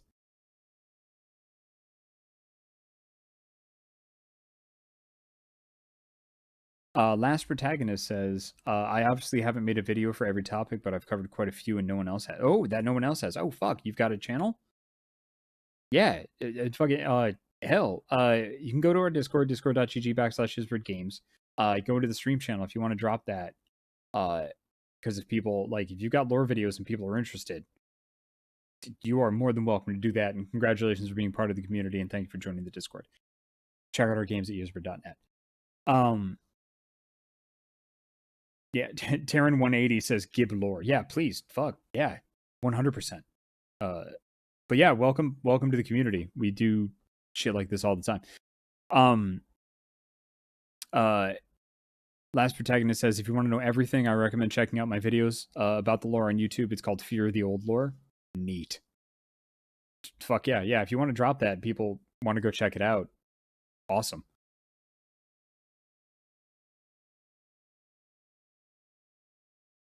Icebox Blue subscribed and has done so for 8 months. Vinny5 says, right, Canehurst. So at some point, some Yharnamite nobles took what the church called filthy blood, which made them immortal, but was somehow different than the church's ministration. The church didn't like that, so they sent Ligarius and his executioners to kill everyone. Cool. Where did they come from? Where the fuck did they come from? So where did that dirty blood come from? Ocelot says, okay, if you look at the picture of Lady Maria, she's wearing Canehurst armor. Awesome. So she might have been a Canehurst noble. That's very cool.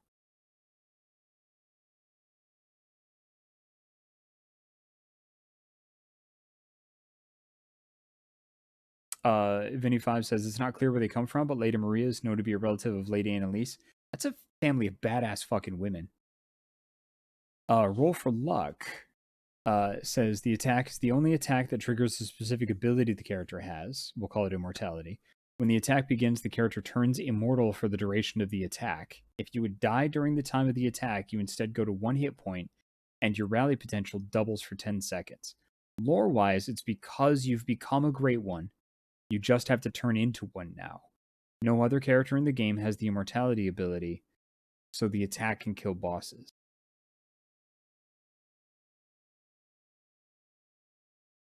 I did see that there were some folks that like load up Bloodborne boss fights.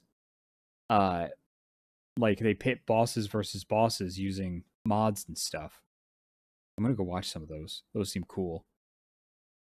Oh, Strange Lead says it's actually called boss versus boss. Oh, all right, well, straightforward. Does what it says on the tin. That's good branding right there. Vinny Fives continuing the Maria thread says, which is why her swords use blood techniques. Zero to Hero also says that's why she uses blood magic in your fight with her. Fuck yeah. Rolf Luck speaking more about the immortality ability. If the attack is interrupted, you're still immortal for the attack's duration, not just until the attack is interrupted. It's fucking rad. That's really fucking rad. Shit. I've been talking a lot. I haven't gotten through as many snacks as I was hoping to. Oh, what else we got in here? Oh. How about a salt and camembert cookie?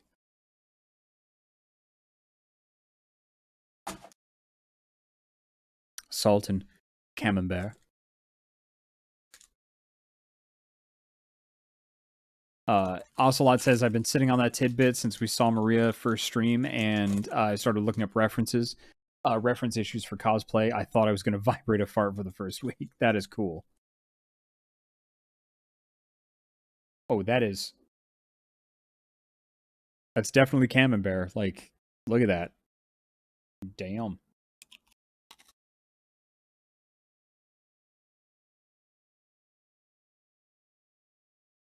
Oh. I love camembert. Yeah. Camembert and salt cookie. Fuck yeah. Roll for Lux says there's a channel called Girl Nervise that does Bloodborne boss versus boss and mechanics videos. Neat.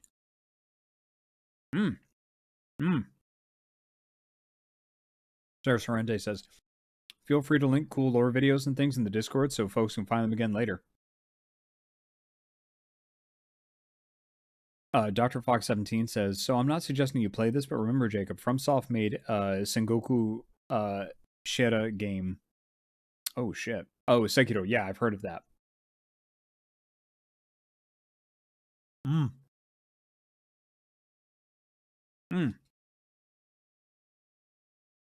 Yeah.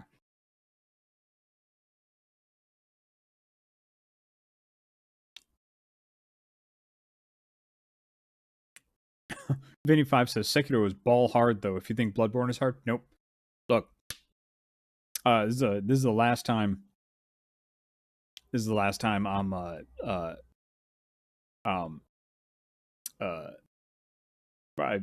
playing a FromSoft game for a while. Like, I need to take a fucking break. It's been like almost half a year playing this game. Strange Lee says, I found it. Would you like some light reading for later? It's called The Pale Blood Hunt. It's about 90 pages long, and it's one of the better collections of lore out there. Last Protagonist says Pale Blood Hunt gets a lot wrong and presents a lot of opinion as fact. This is the cool thing about this game is that, again, everybody's got their theories, which is cool. That, yeah, I'll take a look at that. I mean, I'm gonna now that I've actually beaten the game, and after this, I'm just gonna fucking house down as much fucking Bloodborne lore as I possibly can. Roll for Luck says, I feel like I need to talk about the music at some point. I'll start now. Good. There are a bunch of bosses that have specific choices in the lyrics, melodies, etc. For example, Lawrence's theme has organs and chanting to connect to church music.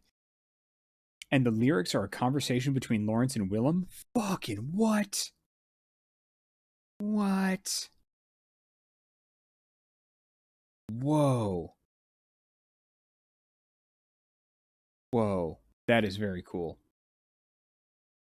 Body Vidya is a standout for FromSoft games. Hey, it's Coriander. She's one of my friends from over at Loading Ready Run, a great channel, and she also streams on a channel called Tilty House. She is fantastic. She says, hello all, congratulations on finishing the game. I'm off to the VOD for lore stuff. Thank you. We'll see you on the VOD. Val Bastet says, speaking of music, if you haven't watched that video where they turn the Bloodborne music into Doom Eternal music, you absolutely should. I have, in fact. It was badass. It was very cool. It was very fucking cool. Yeah, very fucking cool. Oh, Padawan TK16. By the way, I don't know if you do co-op, but I would recommend playing uh the Dark Souls games with a friend. Sure, they are easier, and some people say you don't experience the game well or whatever, but it's really fun. Yeah, fuck yeah. That I mean, I called in help from the community for this game. Like shit. The Zero to Hero and Vinny Fives helped me take down 2 bosses. I don't give a fuck. Um, I I'm in the every game should have an easy mode camp. Yeah. And if you haven't checked it out, actually, one of the games that we have that we're publishing, haha, good segue, Jacob. One of the games that we're publishing, uh, No Place for Bravery, heavily inspired by the FromSoft games. A beautiful, beautiful pixel art. But even though it's been inspired by the FromSoft games, difficulty sliders for fucking days. The dev is called Glitch Factory. And if you want to go and check out the the trailer, you can do that on our Discord or YouTube page. Awesome fucking music too. So if you like Bloodborne, you're probably gonna fucking like No Place for Bravery.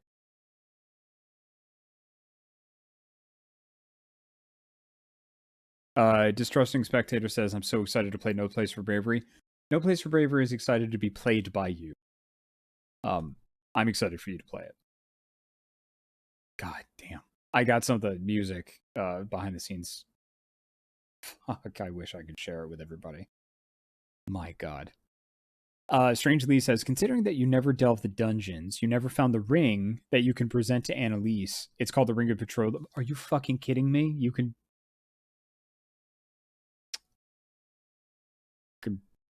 can marry Annalise? That's pretty cool. Like, you can... Oh, she turns you down, says the last protagonist. Ah, damn it. It's cool, though. That's very cool, though. Vinny Five says, or I'm sorry, the Zero to Hero says, she says no, but she's delighted you asked. That's fucking great. It's those little fucking details in the game. They don't tell you you could present it to her. It's just if you did the dungeons, if you got the ring, if you happen to bring it back to her, you can do this little cool thing. Awesome. Roll for luck. More about the music says the conversation is about the use of blood, insight, ROM, and mystery. Lawrence, who founded the Healing Church, believes that the blood of the Great Ones has secret abilities and that, if used correctly, will give great rewards. Failure will result in loss of humanity. Lawrence reminds him that he needs to fear the old blood and that he should spread the word about fearing the old blood. More info coming later. Word limit restrictions. That's fucking rad as shit. Damn. All right, more snacks. Oh. You know what? I'm gonna try these Milo nuggets. I'm gonna try this.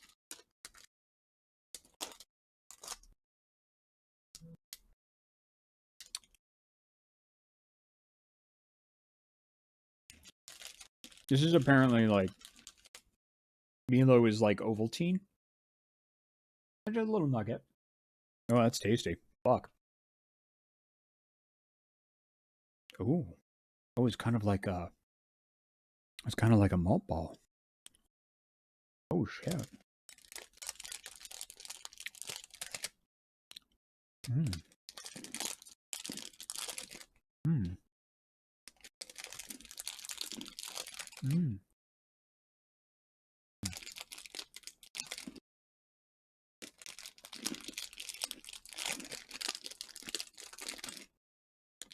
Mm.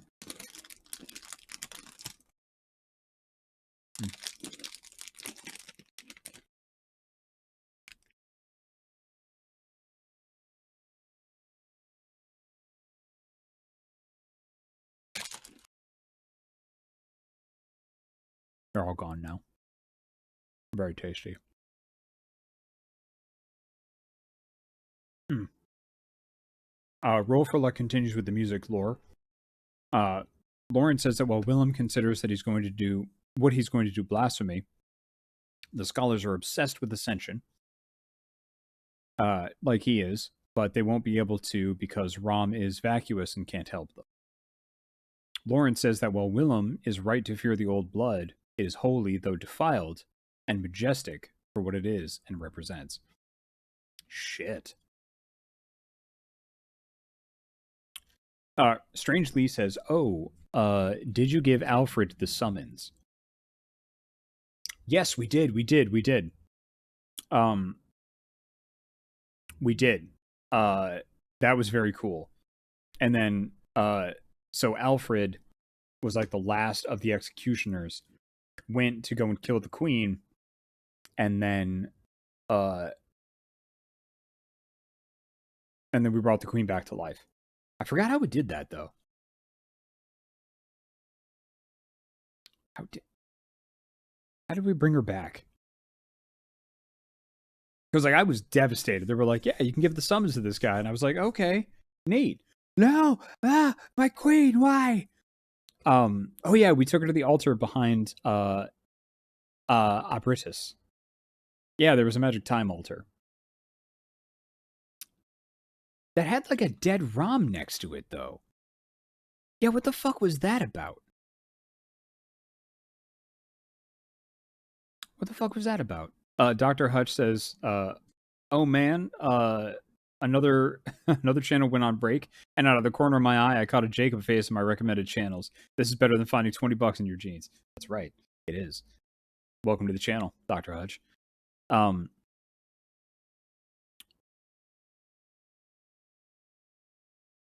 Strange Lee says the altar of despair. It's the same place that Abratus is Rom is resting at. Some people have theorized that Rom is Abratus' daughter. Oh, neat. Oh, so maybe we see the corpse there, but Rom ascended. So where we are under the sea is like another dream. Is like their dream that we enter when we kill them. Holy fuck. Okay, because I was wondering why there were two, but Strange Lee says implying that Abratus was trying to revive Rom. Oh, neat.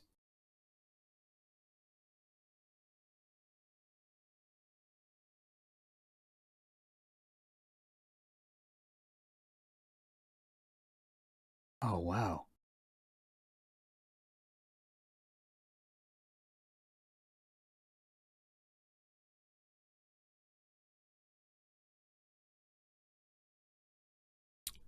Roll for Luck says, I think that Rom is a Fumiran because she can be found in the Chalice dungeons. Okay.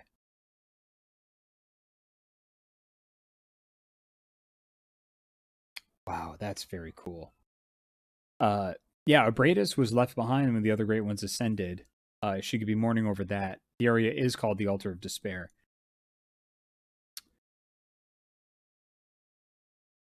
So she could be mourning Rom because Rom ascended. Especially if Rom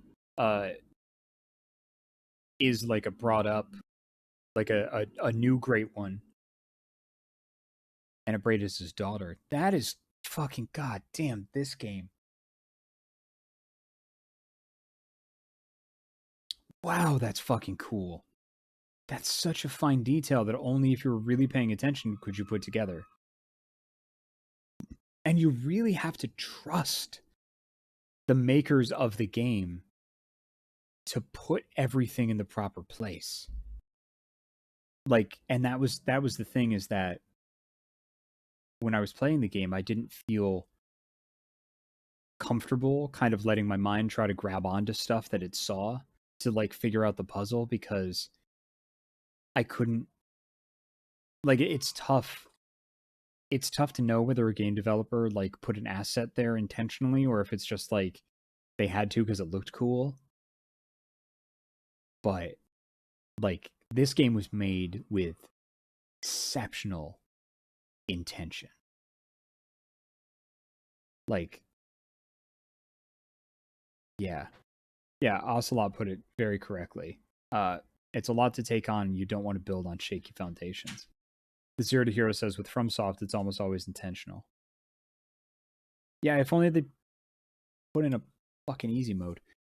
Oh, Veil Bastet says, I think we accidentally let Eileen die in our run. Oh, yeah, we totally did. Yeah, 100%.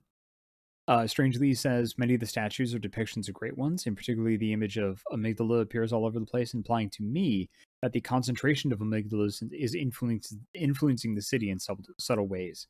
That or the church has commissioned them in their likeness. Yeah, that's... I think amygdala is is yeah, I don't know what the fuck amygdala is. I want to think that they're one great one in many bodies because there's a couple of them.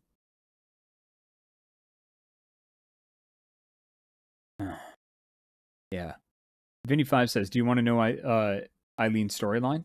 Fuck yeah, I do. Shit, yeah. Yeah, the answers are, yeah, Strangely says, Vinny, the answer is always yes. Yeah, and I'm done. Dude, fucking feed me. Ah. Oh, Jacob wants treats. Jacob treats. Jacob Lord treats.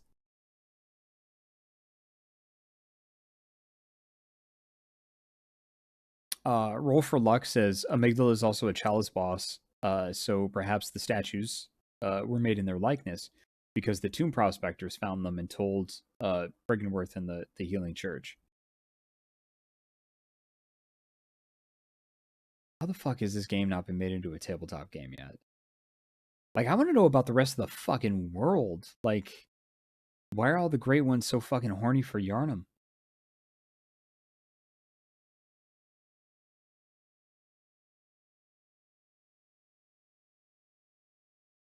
Oh, apparently there's a Bloodborne board game and a card game.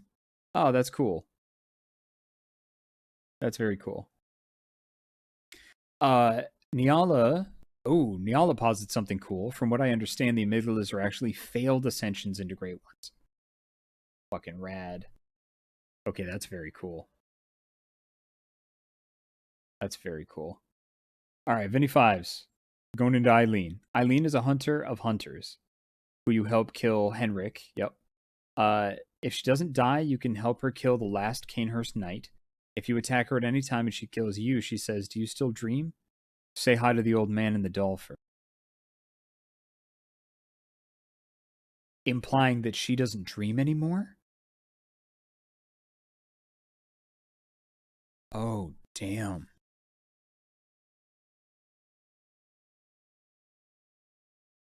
Vinny5 says it's implied that she's somehow severed her connection with the dream. Whoa.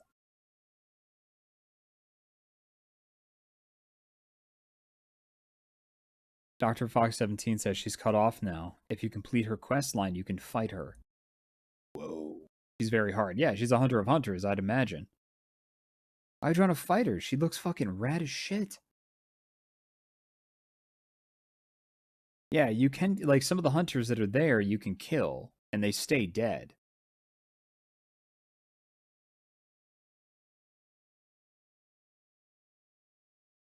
Vinny5 says, like you, she's a known foreigner. She fights with Siderite weapons, just like Gehrman, which are meteorite weapons, if I remember right. Not sure if there's a connection there. Yeah, her fucking feather cape is the best. Sir Garrett Cameron says it's implied, though never confirmed, that Yharnam is a dream into itself, and the dreams are stacked on top of each other, literally. Hence why the shellfish creature fell from higher up. It's its own layer of nightmare memory. Ha, ha, ha. When it fell down, I said Sky City. That is... So I was kind of right. But that's a billion times cooler. Strangely says, successfully completing your quest line leads to the battle with the Crow of Cainhurst. Amazing.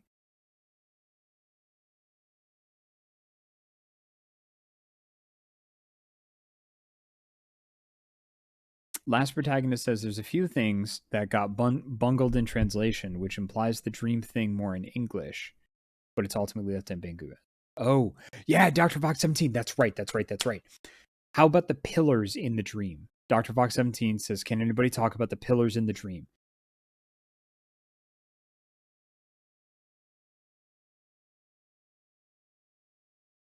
Awesome. Awesome. Fantastic.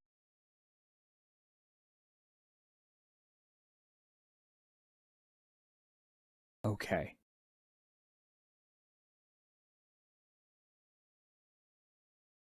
All right. So, uh, just, okay. This is a weird question. Um, somebody jumped in from another stream. Just Soren says, so a bet I have with Adam over on Loading Ready Run stream. Do I use the word peruse? Yeah, all the fucking time. Roll for Luck says, the other hunters NPCs like Eileen used to dream. I think that Gurnam and the Moon Presence has one champion, potentially more in the past, which changes based off usefulness, turning into a beast. Yeah, which changes based off of their usefulness or turning into a beast. Eileen and Jura both talk about you still dreaming, implying they don't, suggesting they were once dreamers themselves. Because when you ask Garam to kill you, one of the endings, you wake up, which probably is the severing of you in the dream.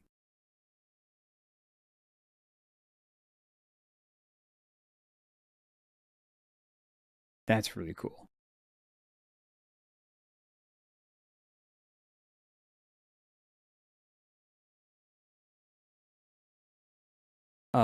Last Protagonist says the most common belief about the pillars is in pre-release talks.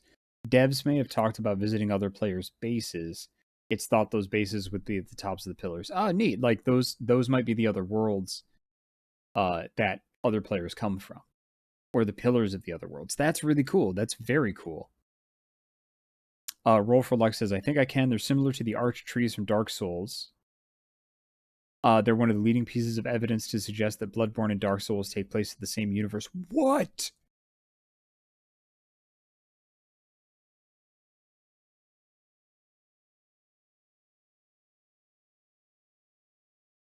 What the fuck?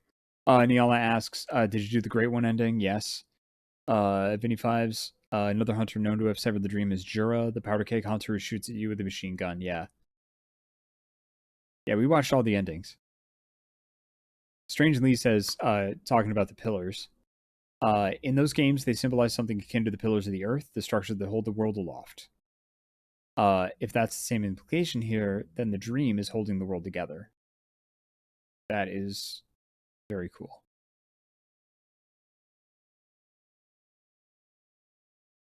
Last Protagonist says, all right, Yisbert in chat, I need to make like a French nobleman and head off. Jeez. If you guys ever have a question about lore, feel free to ping me on the Discord. Last Protagonist, you've been a joy and a delight. Thank you so much for coming in and sharing your theories, expertise, and lore. We'll see you around the Discord. Vinny5 says, fun fact about Jura. If you go to the Hyperion Goal, before you go to Old Yarnum, you can kill Parl and go into Old Yarnum from behind. If you make your way to Jura's tower without hitting a single beast, he will be non-hostile. He cares for the beasts and wants you to leave them alone. Holy shit.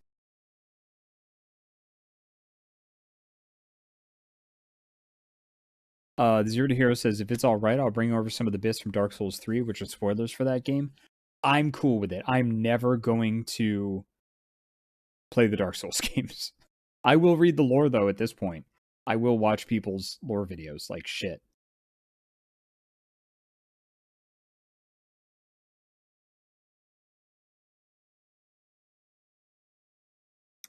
I hope all the FromSoft games are in the same universe, or like different ages and things like that. Which is again something that World of Darkness has done. They've gotten away from it, but one of the original things about Exalted was that it was an earlier age in the Wheel of Ages for the World of Darkness. And they've since kind of drifted away from that, but that was one of the original things.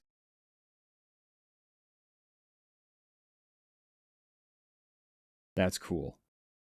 Roll for Luck, supporting Vinny Fives here. Yeah, Juro was once a regular hunter, but the scouring of Old Yarnum made him think that the hunters were just mercilessly killing people, so he decided to become a protector of the beasts. Yizard Game says, in Dark Souls 1, you go back in time and meet somebody wearing the Yarnum Hunter's outfit. who says he's also a lost time traveler. Wait, are you a fucking in Dark Souls 1? You're a time traveler? Didn't Dark Souls come out before Bloodborne though? Dark Souls 1 came out before Bloodborne, didn't it?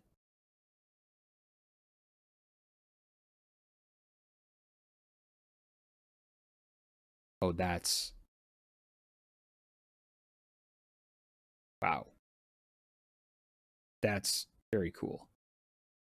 The DLC for Dark Souls 1 has you travel to the past. That's Jesus Christ. All right, so the Zero to Hero coming in hot with the unified FromSoft theory. So across the Dark Souls franchise, the series starts in the Age of Dark. The gods of Anor Londo discover fire and begin the Age of Fire. Certain characters in Dark Souls 3, set at the absolute end of the Age of Fire, make mention of the Age of the Deep Sea, from which from descriptions imply that it may be the world of Bloodborne. That's neat. Dark Souls 1 preceded Bloodborne. There's also a guy in Bloodborne's DLC who is dressed like he's from feudal Japan just before Sekiro came out.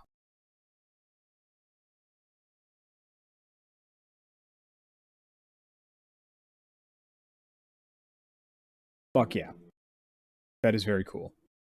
Roll for Luck says, I never made the connection about the Age of the Deep Sea and the Great Ones. Isn't there just straight up a Great One in Demon Souls?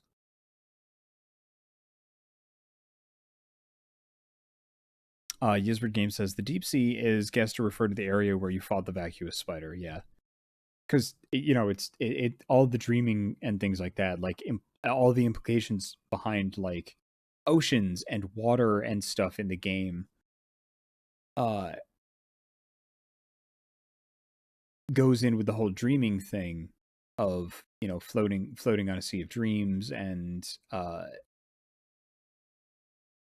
even like shit like row row row your boat gently down the stream, merrily merrily merrily merrily life is but a dream. Like that's so fucking cool. Could be referring to cost. Like,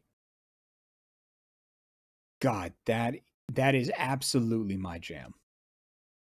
The Zero to Hero says, at the end of the day, if they're not literally connected, they're sure as shit thematically tied together. Yeah. I would love it if they were all in the same, like literally connected.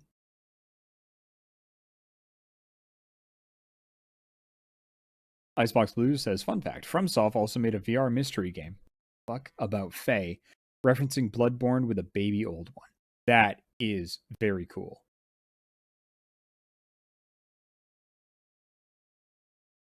Wow. That's cool as shit. Hoktari gifted a tier 1 sub to stay a while and listen. That's very cool.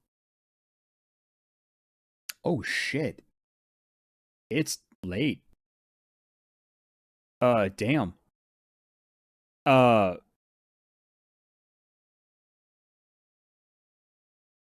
This has been a great fucking time.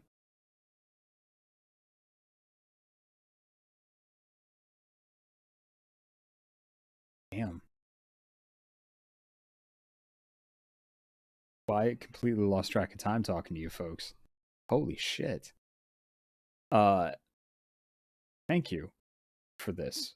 I would very much like this conversation to continue on the Discord. So discord.gg/Yisbert and I'm sure once I hit the thing, it's going to be like huge. Whose game was it? Said one last snack test. Yeah, fuck it, let's do it.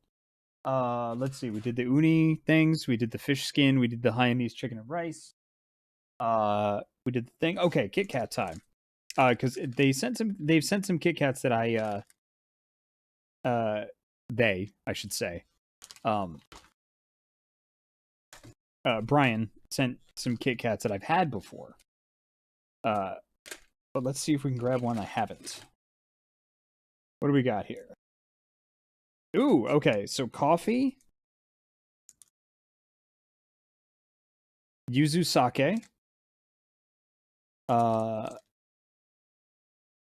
Nope, I've had that one. Yogurt sake. It's just regular Kit Kat. Had that. Had that. Had that. Had that. Oh! Fucking strawberry red bean. Hell yeah. Oh, that's just straight up sake flavored. Oh, that's red bean sandwich. I've had that before. Oh, strawberry cheesecake. I've had that. And there's a bunch of different sake flavored ones. Oh, cool. Okay, so yogurt sake. This is just Japan sake. All right. Well, fuck it. I'm doing the yuzu sake.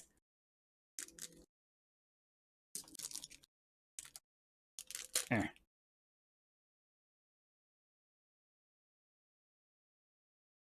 That smells so fucking good.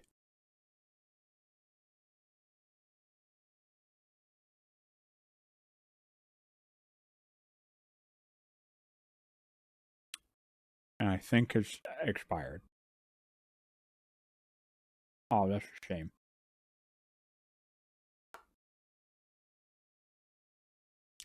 Yeah, that went bad.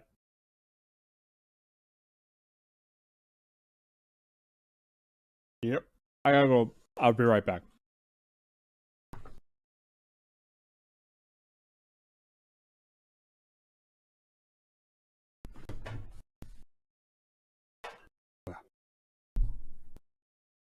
Ooh. Sorry about that. Oh. Oh,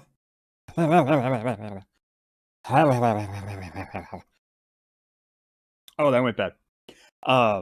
Yep. All right. Hey, look, cafe, coffee flavored. Oh, let's do that. That smells good. Nope, also bad. Okay, let's try another one because one of them was good. Ooh, ruby chocolate. I've had these before. These are the special ones.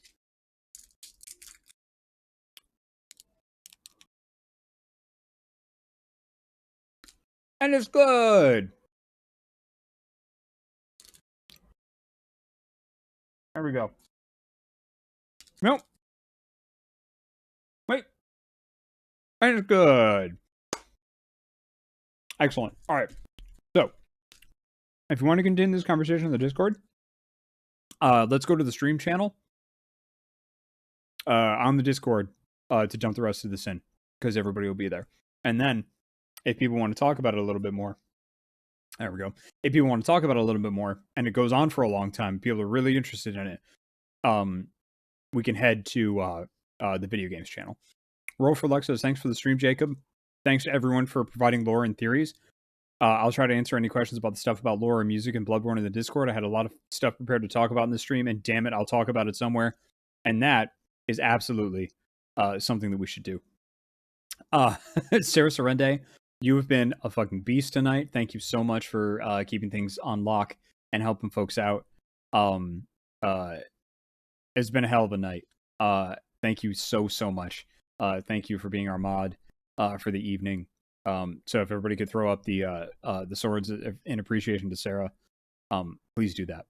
But yeah, thank you for the follows. Thank you for the subscriptions. We are Yizbert Games. Please check us out at yizbert.net. I'm Jacob Burgess, the Director of Operations. You can find me at Jacob Burgess VO because I'm also a voice actor because I'm an idiot.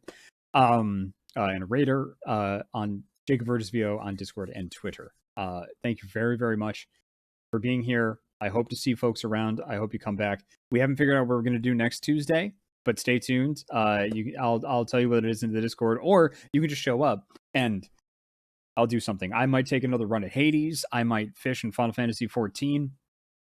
No damn clue. But this Thursday is Yakuza Like a Dragon with both me and our social media manager, Meredith Gerber, who is a fucking delight and amazing and the bane of my fucking existence. So, thank you so much. Strangely says, sing show tunes perhaps?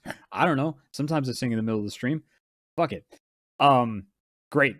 Thank you so much, everybody. This was such a good friggin' time. Thank you, Brian, for all the snacks. I'll bring some more snacks for Thursday. I also sent Meredith a big box full of snacks, so if she wants to eat some, she can. And she has a camera now, and we changed this things, and it's great. So yeah, take care of yourself, take care of others, and keep your spirits up. You're all fucking incredible. And I'm so happy you're here. This was such a good fucking time. Good night.